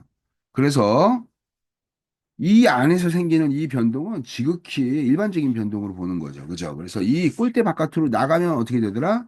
나가면 불량. 이렇게 얘기하려고 하는 거예요. 즉, 평균을 중심으로 변동이 생기는 거예요. 평균, 예를 들면 통전입 공장 한번 봅시다. 300g이야. 그럼 여기서 어떻게 돼요? 이렇게 변동하는 거죠. 이렇게. 통전입 무게가. 통전입 무게가 언제 항상 같을 수가 어떻게 같게 맞출 수 있겠습니까? 그죠? 이렇게 변동하니까 이 변동은 어떻게 돼? 허용하겠다. 이게. 이 골포스트 이게 양쪽에 골포스트 바깥으로 나가는 것이 어떻게 돼요? 확률을 따지면 1 마이너스 0.9973 이렇게 되겠죠. 그러면 어떻게 돼요? 0.0027 이렇게 됩니다. 이게 이 곱하기 100을 하면 어떻게 돼요? 100을 하면 100개 만들면 확률적으로 0.27개 나가네. 1000개 만들면 어떻게 돼요? 1000개 만들면 2.7개 나가네요. 그죠? 이게. 그러니까 저 바깥에 나가는 게 지극히 비정상적인 수준이다. 이게. 그래서 우리 요거 갖고 어떻게 했냐? 이거 갖고 하나의 원칙을 찾을 수가 있어요. 얘를 옆으로 이제 휙 돌리면 어떻게 돼요? 옆으로 휙 돌리면 이렇게 되겠죠. 뭔지 모르지만 이렇게 됐는데 여기에 옆으로 휙 돌렸어요. 이렇게 됩니다. 가운데가 여기가 평균. 가운데가 평균, 그 다음에 여기 1, 2, 3, 플러스 3표준 편차. 여기는 어떻게 돼요? 평균에서 하나, 둘, 셋, 마이너스 3표준 편차. 이게, 우리는 이제 어떻게 된다? 평균에서 플러스 마이너스 3표준 편차. 얘를 뭐라고 한다? 관리 통제선의 범위를 한번 그려봅시다. 관리 통제선.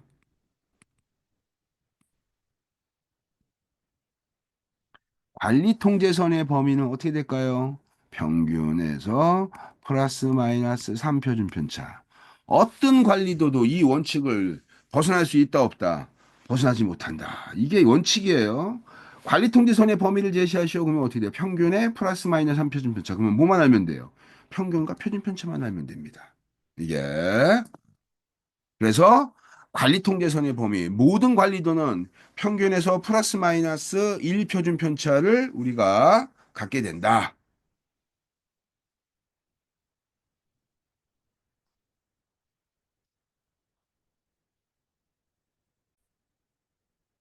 그래서 이 관리도에서 여러분이 이 평균의 플러스 마이너스 3표준 편차가 이렇게 움직인다라는 거를 명확하게 머리에 숙지한 상태에서 우리 관리도를 한번 넘어가도록 하겠습니다. 그래서 이제 이걸 머리에다 딱 집어넣고 이제 개수형 관리도는 이제 우리 어떤 걸 측정하는 거죠? 개수형 관리도는 주로 한 개, 두 개, 세 개, 네 개 셀 수 있는 결점수 같은 것들이에요. 결점수, 불량수 이런 것들을 측정하는 그러한 개수형. 즉 여기는 이제 결점수가 이제 0, 1, 2, 3 이렇게 정수값으로 나오겠죠. 그죠? 이렇게 점수값으로 나오기 때문에 이러한 정수값이 갖고 있는 확률 분포가 이산확률 분포입니다. 이게. 그래서 이산확률 분포니까 어떻게 돼요? 이산확률 분포니까 당연히 여기서 나타나는 확률 분포가 이항분포. 그죠? 이항분포. 이게. 그래서 이항 분포, 뭐 포화성 분포 이런 것들. 이항 분포의 특수한 형태가 포화성 분포니까 이항 분포하고 같은 겁니다. 그래서 이항 분포에 대한 이 특성을 이제 이해해야 된다. 그래서 우리 뭐 통계학 수업이 아니기 때문에 기본적으로 뭘만 알면 된다. 아까 평균하고 표준 편차. 이항 분포의 평균은 어떻게 되더라? 평균은 NP. 이게 동전 던지기 게임에서 이거 쉽게 이해하는 방법이 있어요. 동전 던지기 게임에서 앞면이 나올 확률을 성공이라고 하고 뒷면을 실패라고 한다면 왜 갑자기 동전 던지기에 안면과 실패 이런 걸 할까? 이렇게 생각하는 학생이 있을 수 있어요. 회사에서 만드는 모든 제품은 합격 아니면 불합격. 이 딱 두 가지예요. 그죠? 다시 회사에서 만드는 제품은 합격 아니면 불합격. 딱 두 가지밖에 없다고. 이게 즉 대립되는 두 가지 사건이 전체 확률을 만드는 거예요. 그게 이항 콤포즈요. 이항 바이노미널. 즉 이항이라고 하는 거는 두 가지잖아요. 두 가지. 그죠? 그래서 바이노미널한 이러한 분포기 때문에 두 가지에 나를 알고 있는 사람과 모르는 사람, 빨간색을 좋아하는 사람과 싫어하는 사람, 시험을 봤어? 그러면 어떻게 해? 합격자와 불합격자. 회사에서 만드는 제품은 양품과 불량품, 그죠? 이렇게. 그러면 동전 던지기 게임 다시 한번 들어갑시다. 앞면 나올 확률을 한 번 던지면 어때요? 한 번 던지면 앞면 나올 확률이 이게 성공이라고 한다면 2분의 1이잖아요, 그죠? 한 번에 0.5네. 한 번 던질 때 어떻게 돼요? 0.5였네. 그죠? 그러면 두 번 던지면요. 두 번 던지면 안면 나올 확률은 어떻게 돼요? 두 번 던지면. 두 번 던지면 한 번일 때 0.5니까 두 번일 때 0.5여야 되잖아요. 똑같은 비율로. 그죠? 그러니까 어떻게 돼요? 여기는 한 번이지. 즉 시행의 수 n이 두 번이고 p 값이 어떻게 돼요? 동전 던지기 앞면 나올 확률 2분의 1이니까 이렇게 나와요. 그죠? 이게 이게 바로 평균의 개념입니다.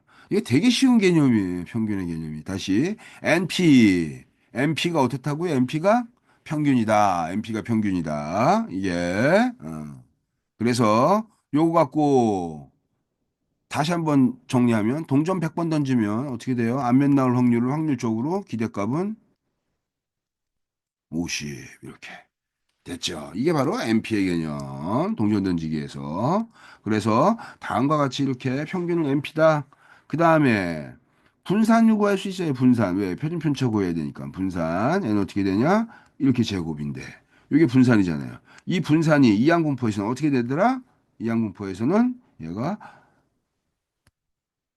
NPQ 이렇게 되겠냐. 그죠? NPQ. 이게. 여기다가 루트를 씌우면 걔 뭐래?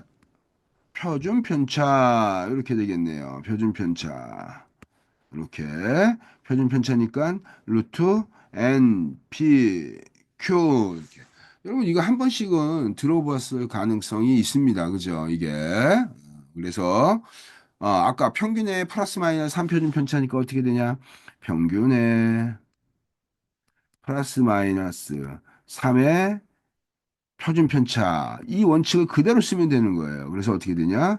NP에 플러스 마이너스 3의 루트 NPQ 이렇게 되겠네요. 이게 여기서 보세요. P가 이 확률이 성공 확률이니까 실패 확률은 어떻게 돼요? Q라고 한다면 얘는 뭐로 바꿀 수 있어요? 1 마이너스 P로 바꿀 수 있죠. 이렇게 그죠? 이렇게 그래서 요거 갖고 이렇게 구해진 상태에서 평균입니다. 여기서 전체 중에 차지하는 비율 변수로 바꿀 거예요. 비율 변수로 바꾼다라는 얘기는 얘를 어떻게 돼요? 비율 변수로 n으로 나눠버리는 겁니다. n으로 나눈다는 얘기예요. n으로 나눈다는 얘기예요. 그러니까 n으로 나누게 되면 어떻게 돼요? 이렇게 합쳐서 나누니까 바로 뭐가 됩니까? 평균이 되겠죠. 그럼 얘가 어떻게 돼요? P바가 되고 플러스 마이너스 3분의 루트 n의 P Q는 내가 바꿀 거예요. Q는 뭐로 바꿀 거냐? 얘가 1 마이너스 P 이렇게 바꿀 거예요. 그죠? 이게 얘도 똑같이 n으로 나누는 거죠. 얘도 n으로 나누는데 루트 안에 들어갔으니까 n 제곱이 되겠네요. 그죠? 그래서 어떻게 되냐? p 바에 플러스 마이너스 3의 루트 n분의 pq 이렇게 되겠네요. 그죠? pq 이렇게 이게 그래서 n으로 나눈다라는 얘기는 평균이란 뜻입니다. 평균 그죠? 평균 합쳐서 n으로 뭘 합쳐요? MP가 합친 거죠. 이게 MP가 이거 MP의 개념을 잘 여러분 이해를 하셔야 되는데 이거 한번 볼게요. 1 더 1, 2, 3, 4, 5라는 이 xi 값이 있다고 칩시다. 이거 우리 평균 구하면 어떻게 됩니까? 평균은 서메이션의 xi의 n 이렇게 되는 거죠. 이게 평균이죠. 그죠? 이거 평균이니까 1 더하기 2 더하기 3 더하기 4 더하기 5 나누기 이거 5 이렇게 되는 거죠. 이게 평균입니다. 이게 요식이에요. 이게.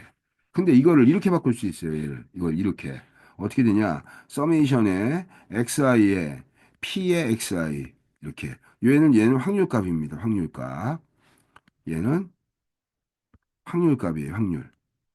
확률, 확률값. 그러면 요거 어떻게 하냐? 이렇게 하면 되겠죠.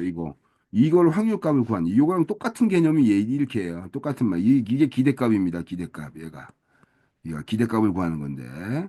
기대값을 이렇게 구하는 건데. 요거 한번. 1이 뽑힐 확률이 어떻게 돼요? 5분의 1.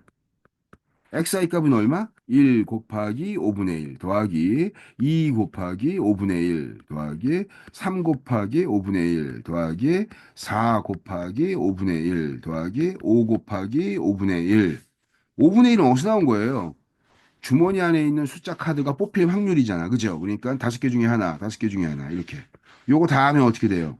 위에 시가하고 어떻게 되냐? 같아지더라. 같아지더라. 이게 바로 뭐예요? 얘가 평균이다. 그게 MP입니다. 이게 똑같은 거예요. 이게. 그래서 우리 다시 돌아와서 나누니까 어떻게 됩니까? P바의 플러스 마이너스 3의 루트 N분의 P바의 1 마이너스 P바 이렇게 되겠죠. 그렇죠? 이게 바로 뭐다? 이게 뭐다? 이게 이항분포에서 무슨 관리도? 피 관리도, 피 관리도 해당됩니다. 불량률 관리도가 되겠죠. 그래서, 얘는 주로 이렇게 셀 수 있는 분량의 숫자일 때 주로 이렇게 구하더라.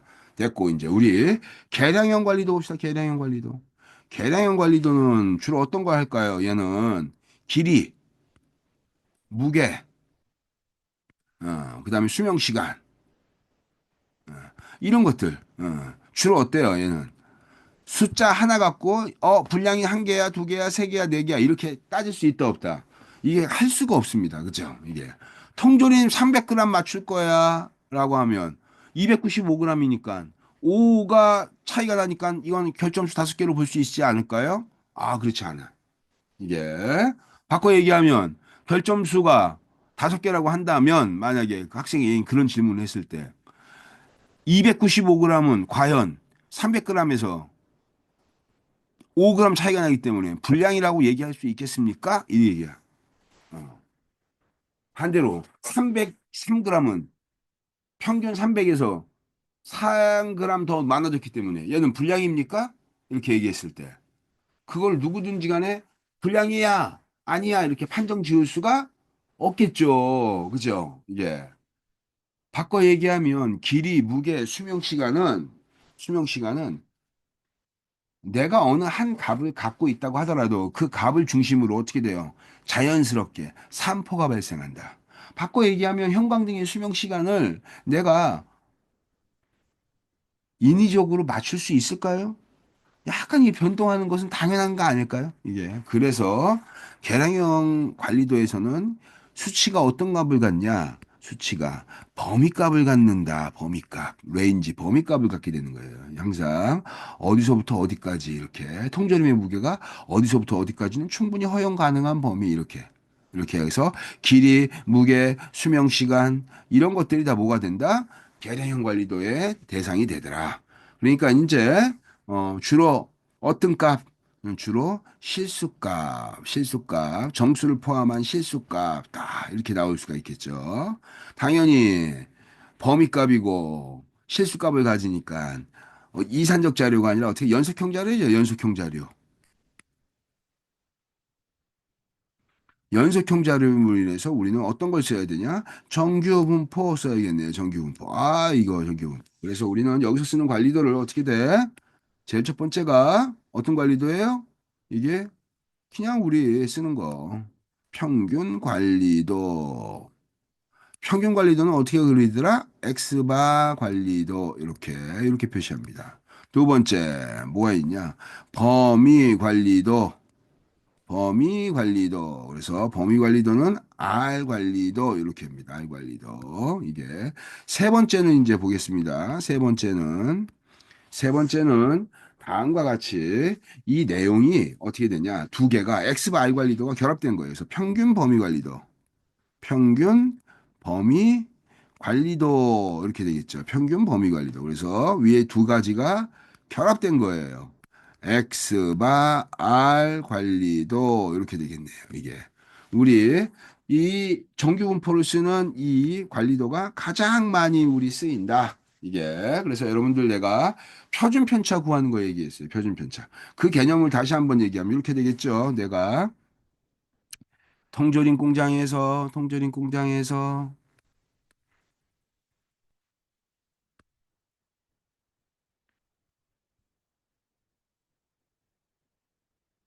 5개의 샘플을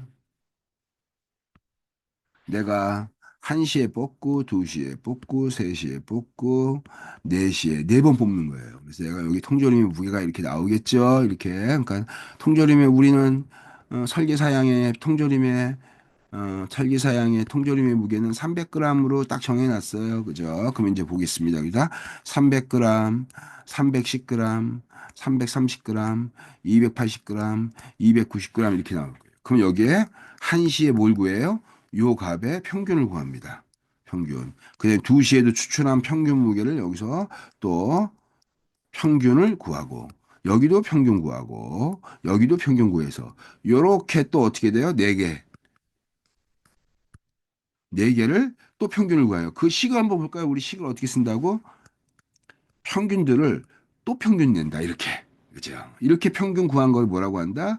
프로세스 평균이라고 그래요. 얘를 프로세스 평균. 프로세스 평균이니까 당연히 이게 되게 중요한 의미가 있겠네요. 그래서 관리도를 그릴 때 어떻게 되더라? 가운데가 X 바에 바 이렇게 들어가요. 센터 라인이죠. 이게 센터 라인, 중심축 이렇게. 그러면 평균의 플러스 마이너스 3표준 편차니까 우리는 표준 편차 구하면 되겠네요. 그죠? 만약에 우리 여기가 280이 나왔다고 합시다. 평균이. 그러면 표준 편차 한번 구해 볼까요? 표준 편차 어떻게 구합니까? 이렇게 구하죠. 분산부터 먼저 구해야 되니까. 분산은 어떻게 구합니까? xi 마이너스 뮤의 제곱의 서메이션에 n으로 나누면 평균에서 떨어져 있는 거리를 제곱해서 다 합친 다음에 n으로 나누면 그게 뭐가 된다? 분산. 여기다 루트를 씌워버리면 표준편차. 그죠? 표준편차의 특성 한번 볼까요? 표준편차 280이라니까 300 마이너스 280의 제곱 더하기 두 번째 310 마이너스 280의 제곱 더하기 세 번째 350, 330, 280의 제곱 요거 더하기 그 다음에 280에 뭐 280에 요거를 제곱 더하고 뭐 290에서 280을 제곱한 거를 다 받아있죠 이 차이를 그 다음에 어떻게 됩니까 5로 나누면 됩니다 그 다음에 어떻게 돼요 여기다 루트 이렇게 씌워버리면 뭐가 되는 거예요 표준편차 엄청 번잡스럽죠. 엄청 번잡스러워요. 그죠? 이게 지금 현장에서 작업자들이 쓰는 도구인데, 이런 도구 나오면 어떨 것 같아요, 여러분들? 이런 도구 나오면. 이건 아주 그냥, 이게, 진짜 일 못할 지경이죠. 그죠? 그래서 현장의 관리자들한테는 어떻게 되냐? 이 평균과 범위 관리도 쉽게 그릴 수 있는 방법이 있죠. 그죠? 그게 바로 뭐예요? 뭔지 모르지만 우리 한번 보겠습니다. 평균 범위 관리도를 뭐라고 했냐면 X바 R 관리도 이렇게 됩니다. X바 R 관리도 이렇게 해서 일반적으로 평균하고 범위 관리도만 따로 쓰이는 것이 아니라 결합되어져 있는 이 X바 R 관리도가 두 개 결합되어져 있는 이 관리도가 가장 많이 활용됩니다. 그럼 이걸 갖고 이제 평균 범위 관리도를 그리면 어떻게 될까요? 이렇게 되는 거예요. 이게 식을 봤더니 어떻게 돼? 아까 평균 관리도는 어떻게 그리냐? 평균 관리도는 x 바의 바 플러스 마이너스 a2의 알바 이렇게 되는 거죠. 알바. 이게 평균 범위 관리도 평균 관리도의 끝. 그러면 이제 범위 관리도를 볼게요. 범위 관리도. 범위 관리도를 봤더니 어떻게 돼요? 알바의 플러스 마이너스 아니 요건 잘못됐네. 다시 쓰겠습니다. 갑자기 범위 관리도를 봤더니 D3의 알바, D4의 알바 이렇게 됐네요. 예. 여기서 얘가 뭐가 돼요? 얘가 LCL, 얘가 UCL. 예. 여기서도 평균에서 더해주면 어떻게 돼요? 더해준 값 A2의 알바를 더해준 값이 UCL. 그걸 빼준 값이 어떻게 돼요? 얘가 LCL 이렇게 되는 거죠. 가운데는 뭐가 있어요? X 바에 바 이렇게 돼 있고 여기는 가운데가 뭐가 있을까요? 알바 이렇게 가운데가 있고 이렇게 뭔지 모르지만 지금 우리는 A2, D3, D4를 알아야 돼요. 그죠? 그럼 우리 관리한계표를 한번 보도록 하겠습니다. 관리한계표. 관리한계표라는 것이 작업자들 앞에 벽면에 붙어 있습니다. 저게. 이게. 그래서 표준 편차를 어렵게 구하지 않고 쉽게 쉽게 구할 수 있도록 만들어준 게 이 관리한계표예요. 이게. 그래서 우리 관리한계표를 한번 보도록 하겠습니다. 관리한계표를 쭉 해서 봤더니 우리 수업 시간에 봤던 그거를 좀 보면 될 것 같아요.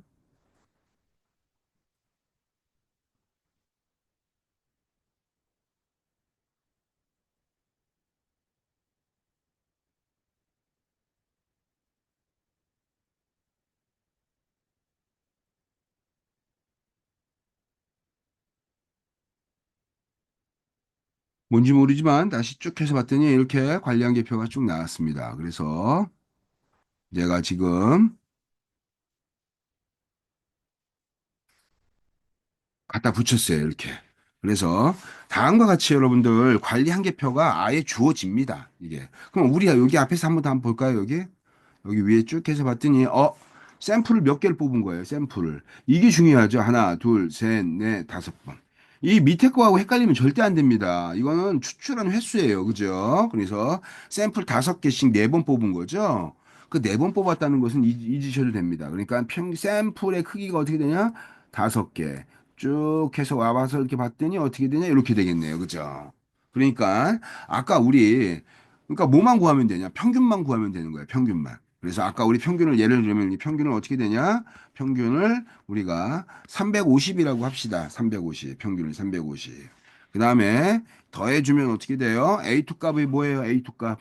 A2 값이 0.577. 다섯 개니까 0.577. 요거 곱하기 어떻게 되냐? I 평균이 20이라고 합시다. 알바가 그냥 20. 요 예제를 한번 풀 거예요. 그러면 요걸 그대로 더해주면 됩니다. 그다음에 다시 가운데가 이제 x 바에 바 이렇게가 들어와 있고 요거 두 개를 이제 이렇게 여기다가 더해서 곱한 다음에 더한 것이 얘가 봐 뭐가 돼요? UCL이 되겠죠. 그죠? 그러면 하한 값은 어떻게 될까요? 가운데 더 정확하게 써야 이렇게. 여기가 UCL, 그 다음에 여기는 LCL 이렇게 되겠죠. LCL. LCL은 어떻게 됩니까? 350에 빼기 0.577에 어떻게 돼요? 이게 20. 이렇게 빼주는 거. 요거 곱해서 빼준 거예요. 그럼 이게 LCL. 그럼 이 안에서 여기다 점을 찍어야겠죠. 어떤 걸 찍을까요? 1시의 평균, 2시의 평균, 3시의 평균, 4시의 평균. 이것이 이렇게 런 차트, 연결하면 런 차트라 그래요. 이것이 관리도 안에 들어와 있다. 그러면 뭐예요? 이게 바로 관리 상태. 통조림 무게가 밖으로 떨어져 있어요. 여기 딱 찍혔어. 그러면 관리 이상 상태. 그래서 이렇게 우리 엑셀을 갖고 한번 우리 이거 한번 해봅시다. 엑셀을 갖고 우리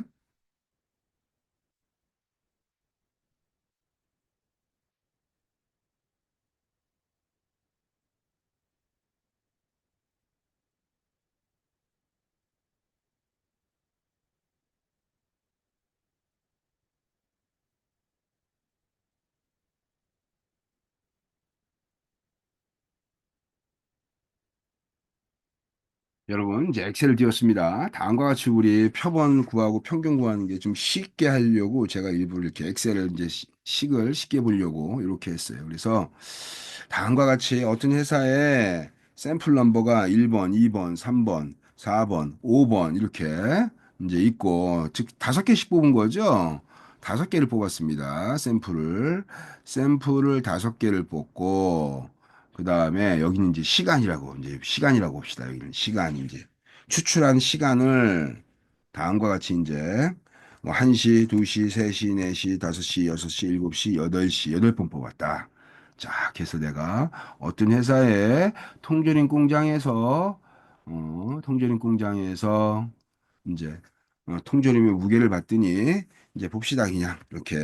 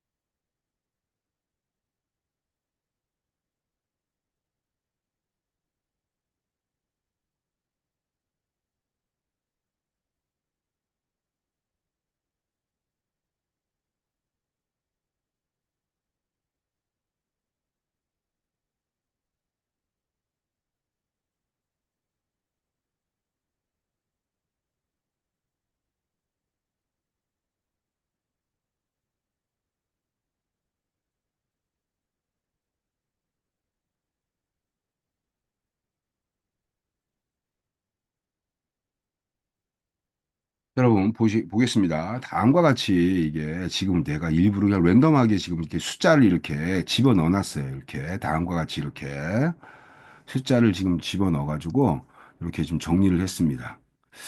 요거 갖고 이제 우리가 이제 얘를 갖고 이제 우리가 어떻게 할 거냐 이제 평균을 갖고 그래서 이제 우리 이 다음과 같은 어떤 통조림 공장에 통조림의 무게가 다음과 같다. 그러면 이제 우리 뭘 뽑아야 되냐면 평균을 뽑아야 돼요. 평균 그죠? 얘가 우리 평균을 뽑아야 됩니다. 그다음에 이제 여기가 이제 바로 뭐가 되냐면 범위값을 뽑아야 돼요. 그죠? 범위값을 뽑아야 되고 평균을 어떻게 구한다고요? 평균 그냥 에버리지 구하는 거예요. 에버리지 이렇게 해서 이렇게 쫙 됐고 그래서 에버리지 구했고 그대로 갖고 쭉 하면 평균가 다 됐네요. 그죠? 그럼 범위값을 보겠습니다. 범위는 가장 큰 거에서 작은 거 빼는 거죠. 극단적 두 개 값만 이용한다 그랬어요. 그러니까 어떻게 돼요? 맥스 제일 큰 거 맥스 몰라. 그래서 민 값을 한번 뽑아봅시다. 민 값. 제일 큰 거에서 제일 작은 거 이렇게 쫙 하면 110. 이거 어떻게 구한 거예요? 400에서 뭘 뺀 거예요? 가장 작은 290을 뺐네요. 그렇죠? 이렇게. 그래서 R1을 지금 내가 구했습니다. 이렇게 R1을. 그래서 구해가지고 이거를 쭉 하면 이제 뭐가 됩니까? 바로 이제 얘가 숫자가 나왔겠죠. 이렇게.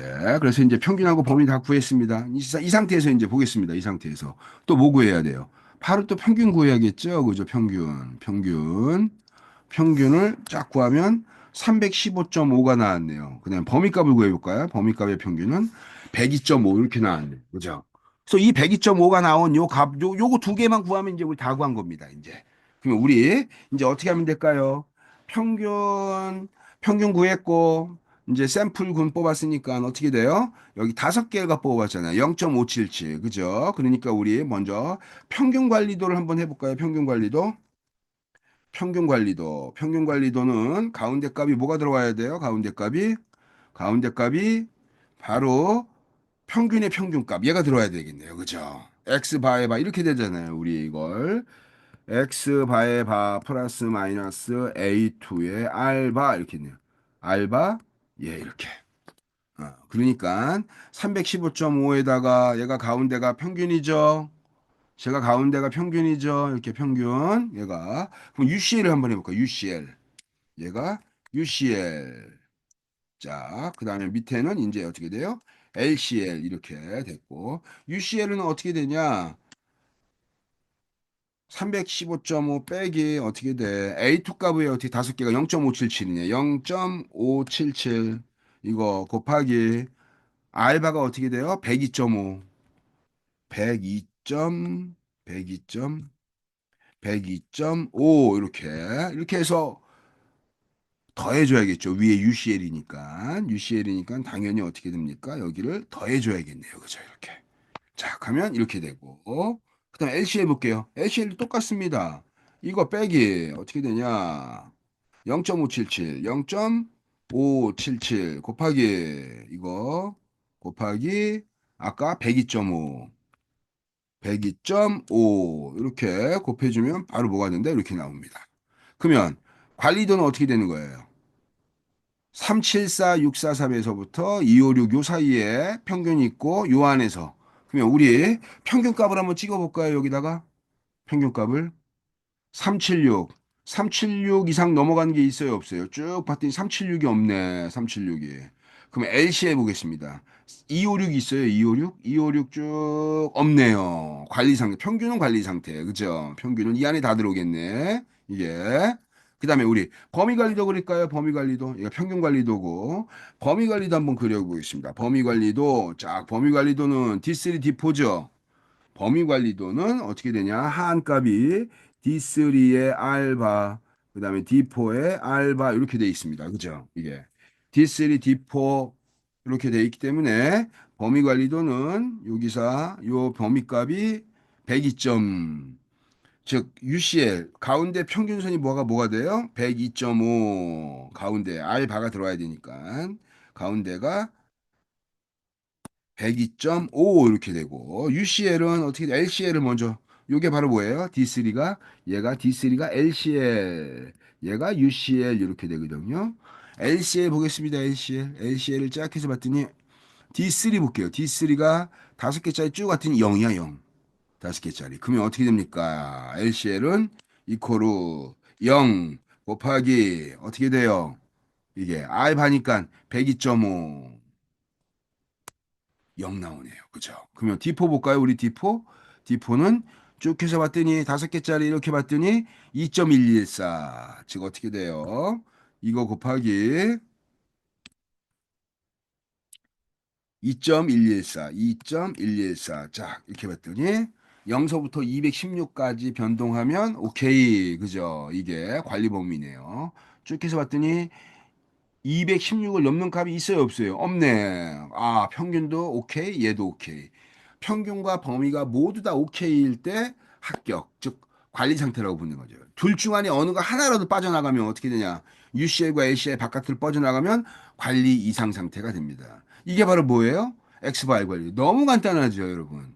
그냥 이 표가 주어지면 평균하고 범위만 구해가지고 바로 뿜. 이게. 평균하고 범위 안에서 바로 뽑는 그런 형태로 우리가 현장에서 관리자들이 표준 편차 구하지 않고 바로 쓸 수 있겠죠. 그죠? 그런 측면에서 이게 의미가 있는 도구라는 거예요. 이게. 그래서 이 도구를 활용하게 되면 어떻게 되냐? 훨씬 더 효율적이고 좋은 방법을 써서 쉽게 공정의 관리 상태를 우리가 구할 수가 있다. 그래서 X바 관리도. 그 다음에 우리 P 관리도 한번 볼까요? 우리 P 관리도. 우리 P 관리도. 이게. P 관리도 한번 보겠습니다. P 관리도. P 관리도는 이렇게 돼요. 샘플군의 넘버가 아까처럼 똑같이 첫 번째, 두 번째, 세 번째, 네 번째 이렇게 되고 여기서 이제 크게 샘플의 크기입니다. 얘가 샘플의 크기가 있고 여기는 이제 어떻게 돼요? 불량 개수예요.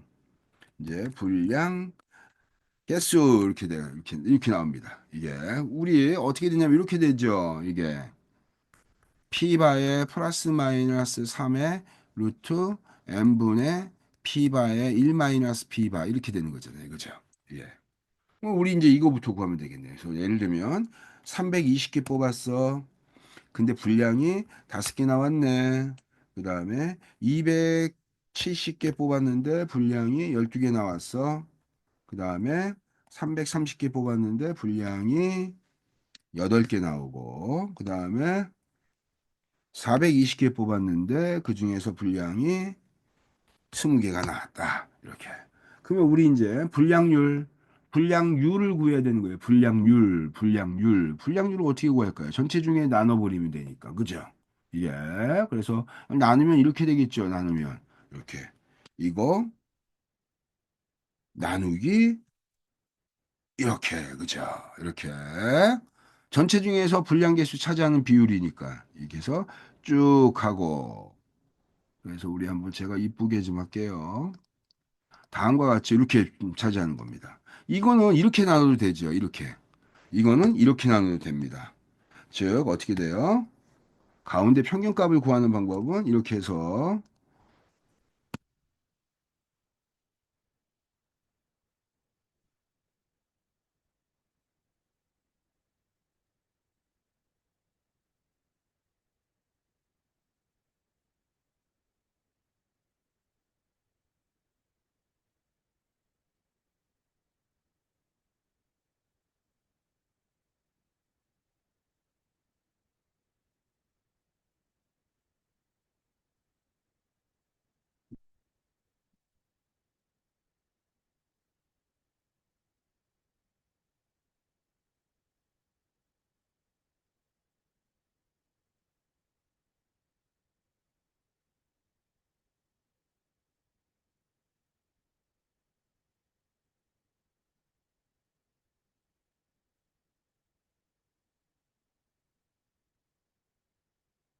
지금 여러분들 제가 이걸 이제 분량 개수를 이제 구하는 방법인데 분량 개수를 여기 하나하나씩 이렇게 평균 냈잖아요. 이렇게 예, 비율로 바꾼 거잖아요. 평균이 아니라 요 비율로 바꾼 값, 요 값하고 이렇게 구한 요 구한 값들을요, 사실은 어떻게 되냐. 전체 분량 숫자의 분량 개수, 즉 어떻게 되냐면 얘는 이렇게 구할 수가 있겠죠. 얘는 45 나누기 1340 이렇게 그렇게 되면 가운데 센터 값이 뭐가 나오냐면 6이 나옵니다. 그럼 가운데가 요걸 백분율로 만약에 고친다. 백분율로 고친다 그러면 0.03336 이렇게 나오죠. 여기다 곱하기 100을 곱하면 3.36이에요. 그러면은 어떻게 돼요? 요게 퍼센테로 바꾸면 100으로 나누니까 가운데 센터 라인이 어떻게 되냐? 3.36% 이렇게 나오는 거죠. 여기가.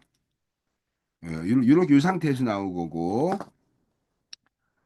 요렇게 나온 상태에서 이제 우리 요거 요 네 개 요 값이니까 우리 요 값에 대한 것들을 그리니까 그래서 분량률의 비율 같은 것들을 다음과 같이 이렇게 내가 n으로 나눴어요. 전체. 그래서 요거에 대한 것들이 나왔고 요거는 이제 빼도 되겠죠, 이렇게. 그래서 요거 갖고 분량 개수가 구한 다음에 그 다음에 이제 우리 이렇게 합시다. 이게 지금 요거니까 지금 요 평균에 대한 값들이 3.36이에요. 3.36 이렇게 3.36 백분율로 나눴기 때문에 이게 그래서 이 백분율로 나누게 되면 가운데 센터 라인이 이렇게 백분율을 받게 되면 0. 원래는 0.0336이죠. 요게 요 값입니다. 요 값을 n으로 나눴기 때문에 요 평균값을 그대로 어떻게 돼요? 여기다가 집어넣으면 됩니다. 그러니까 0.0336 플러스 마이너스 3의 루트 그 다음에 n이 어떻게 돼요? n이 아까 얘기했던 대로 1340 이거에다가 p바가 여기 나오는 대로 아까 0.033 0.336에 1 마이너스 똑같이 0.336 이렇게 해서 요걸 곱해주고 더해주고 빼주면 그게 바로 뭐가 된다? UCL하고 LCL이 나온다. 이게 근데 우리 이 UCL과 LCL은 어떤 형태의 특징이 있냐면 UCL과 LCL은 가운데 관리도가 있는데 320개일 때 5개면 640개일 때는 10개여야 되죠. 요 비율을 잘 보세요, 여러분. 요거 좀 크게 하겠습니다, 제가. 분량 n의 사이즈가 다 달라요. n의 사이즈가. n의 사이즈가 다 다르기 때문에 분량률에 대한 비율을 비교해야 되는 거예요. 그러니까 여기서 320개에서 5개가 나왔다는 얘기는 640개일 때는 몇 개가 나와야 돼? 10개 나와야죠. 그래야지 같은 품질인 거예요. 그죠? 이게. 이게. 그래서 만약에 절반으로 줄이면 어떻게 되냐? 절반으로 줄이게 되면은 150에 160. 160개일 때는 어떻게 되냐? 얘가 2.5개 나와야 되는 거예요. 분량이. 이게. 그러니까 분량이 160개일 때는 2.5가 나올 수 없기 때문에 2개 내지는 3개 정도가 나와야 되는 수준이 같은 수준인 거죠. 이게. 그래서 여기에 나와 있는 이 숫자의 특징을 보면 전체 크기의 사이즈가 이렇게 다 차이가 나니까 관리도를 그릴 때 관리도의 상한 가운데가 센터 라인이 가운데가 여기가 MP 네, N, 즉 P바가 여기 들어올 거고 위에가 이렇게 일정하게 된다 안 된다. 이건 일정하게 될 수가 없죠. 그죠? 왜? 샘플의 사이즈가 이렇게 다 차이가 나니까. 그래서 어떻게 되냐면 실제로 이 P 관리도는 그림을 그리게 되면 이렇게 돼요. 가운데가 얘가 P바가 되면 위에 표시가 올라왔다 내려갔다 올라갔다 내려갔다 이렇게 UCL이 이렇게 바뀌어요. 이렇게. 어. 그다음 밑에도 어떻게 돼요? 밑에는 쭉 해서 0입니다. 0. 밑에는 0이에요. 불량률이니까. 그 중에서 어떻게 돼요? 밑으로 떨어지기도 하죠. 이렇게 음수로. 여기는 이제 마이너스가 나오는 영역이에요. 이쪽은 음수로 나오기도 하고 올라오기도 하고 내려오기도 하고 올라오기도 하고 이렇게 올라오기도 하고 막 이렇게 내려오기도 하고 이렇게 요철무늬로 나옵니다. 그러면 음수의 불량률이 나온다라는 건 어떻게 생각해요? 이건 아무 쓸모 없는 거예요. 그죠? 아무 쓸모 없는 거죠. 그러니까 이 밑부분은 어떻게 돼요? 다 제거해 버리는 거죠. 이렇게. 이 밑부분은. 그러면 어떻게 됩니까? 아까처럼 올라와 있는 부분만 이렇게 위에 표시가 되는 거예요. 올라와 있는 부분만 이렇게. 아. 가운데 평균을 중심으로 UCL과 밑에 있는 게 어떻게 돼요? 이렇게 LCL. 그래서 어떻게 되더라? 이렇게 올라갔다 내려갔다 올라갔다 내려갔다 올라갔다 내려갔다 올라갔다 내려갔다 올라갔다 내려갔다 이렇게 하는 이유는 바로 왜 이렇게 발생하는 이유는 바로 뭐냐? 나눠주는 모수의 값이 계속 달라지더라. 이게. 그렇기 때문에 같은 비율대로 어떻게 돼요? 320이면 5개면 640개는 10개. 그러면 어떻게 돼요? n에 따라서 분량의 숫자가 올라갔다 내려갔다 하니까 어떻게 돼요? 320개 5개야? 그럼 640개는 10개다. 그게 똑같은 비율로 움직이는 거죠. 위아래로. n 사이즈가 바뀔 때마다. 이게 그런 형태로 이제 요걸 바꿔내는 거예요. 그래서 이런 형태가 그래프가 이렇게 하나하나씩 다 계산해야 되니까 정말 요거는 좀 시간이 오래 걸리겠죠. 이게 반대로 이런 경우도 있어요, 여러분들. 이런 경우가 어떤 경우냐면 똑같은 피 관리도인데 그걸 뭐라고 하냐면 PN 관리도라고 PN 관리도 이렇게 쓰는 그런 관리도 PN 관리도 MP 관리도 이렇게 쓰는데 그런 말로 불립니다. 근데 그거는 시료의 특징이 어떤 형태냐면 이렇게 돼요. 시료의 특징이. 시료의 특징이 크기가 320개, 270개, 330개, 420개 변화되는 게 아니라 여기가 어떻게 되냐? 110개. 여기가 예를 들면 여기가 뭐 100개야. 그러면 100개. 여기도 100개. 즉 전체 시료가 다 똑같습니다. 이렇게. 그래서 100개, 100개, 100개, 100개, 100개. 100개일 때 5개, 100개일 때 12개, 100개일 때 8개, 200개, 100개일 때 20개. 이렇게 이런 형태로. 이런 형태로 N 사이즈가 같은 P 관리도가 있어요. 걔는 어떻게 되냐? 똑같이 아까 P바 구한 다음에 위에 UCL과 ACL이 N 사이즈가 똑같으니까 일정하게 나와요. 이렇게 일정하게. 아까 X바 I 관리도 그린 것처럼 이렇게 일정하게.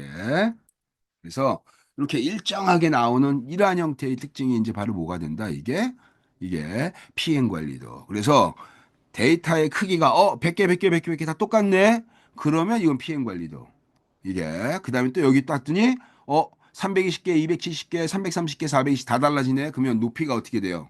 UCL과 ACL이 위로 올라갔다 내려갔다 올라갔다 내려갔다 계속 이렇게 파도 물결 타듯이 이렇게 움직이면서 그 사이를 뭐가 들어가요? 관통하고 있는 게 P바.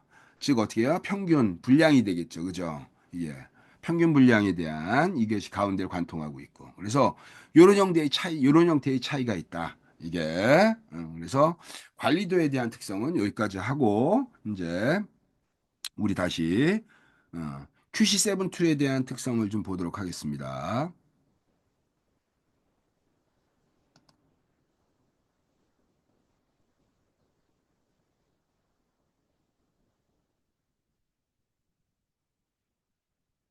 우리 다시 이제 우리 화이트보드로 좀 돌아왔습니다. 그래서 관리도 그리는 거에 대한 것들은 이렇게 해서 여러분들 이해하면 될 것 같고, 그 다음에 또 하나가 이제 측정 도구가 하나 있는데 그 측정 도구가 바로 뭐냐면 여러분들 요거예요.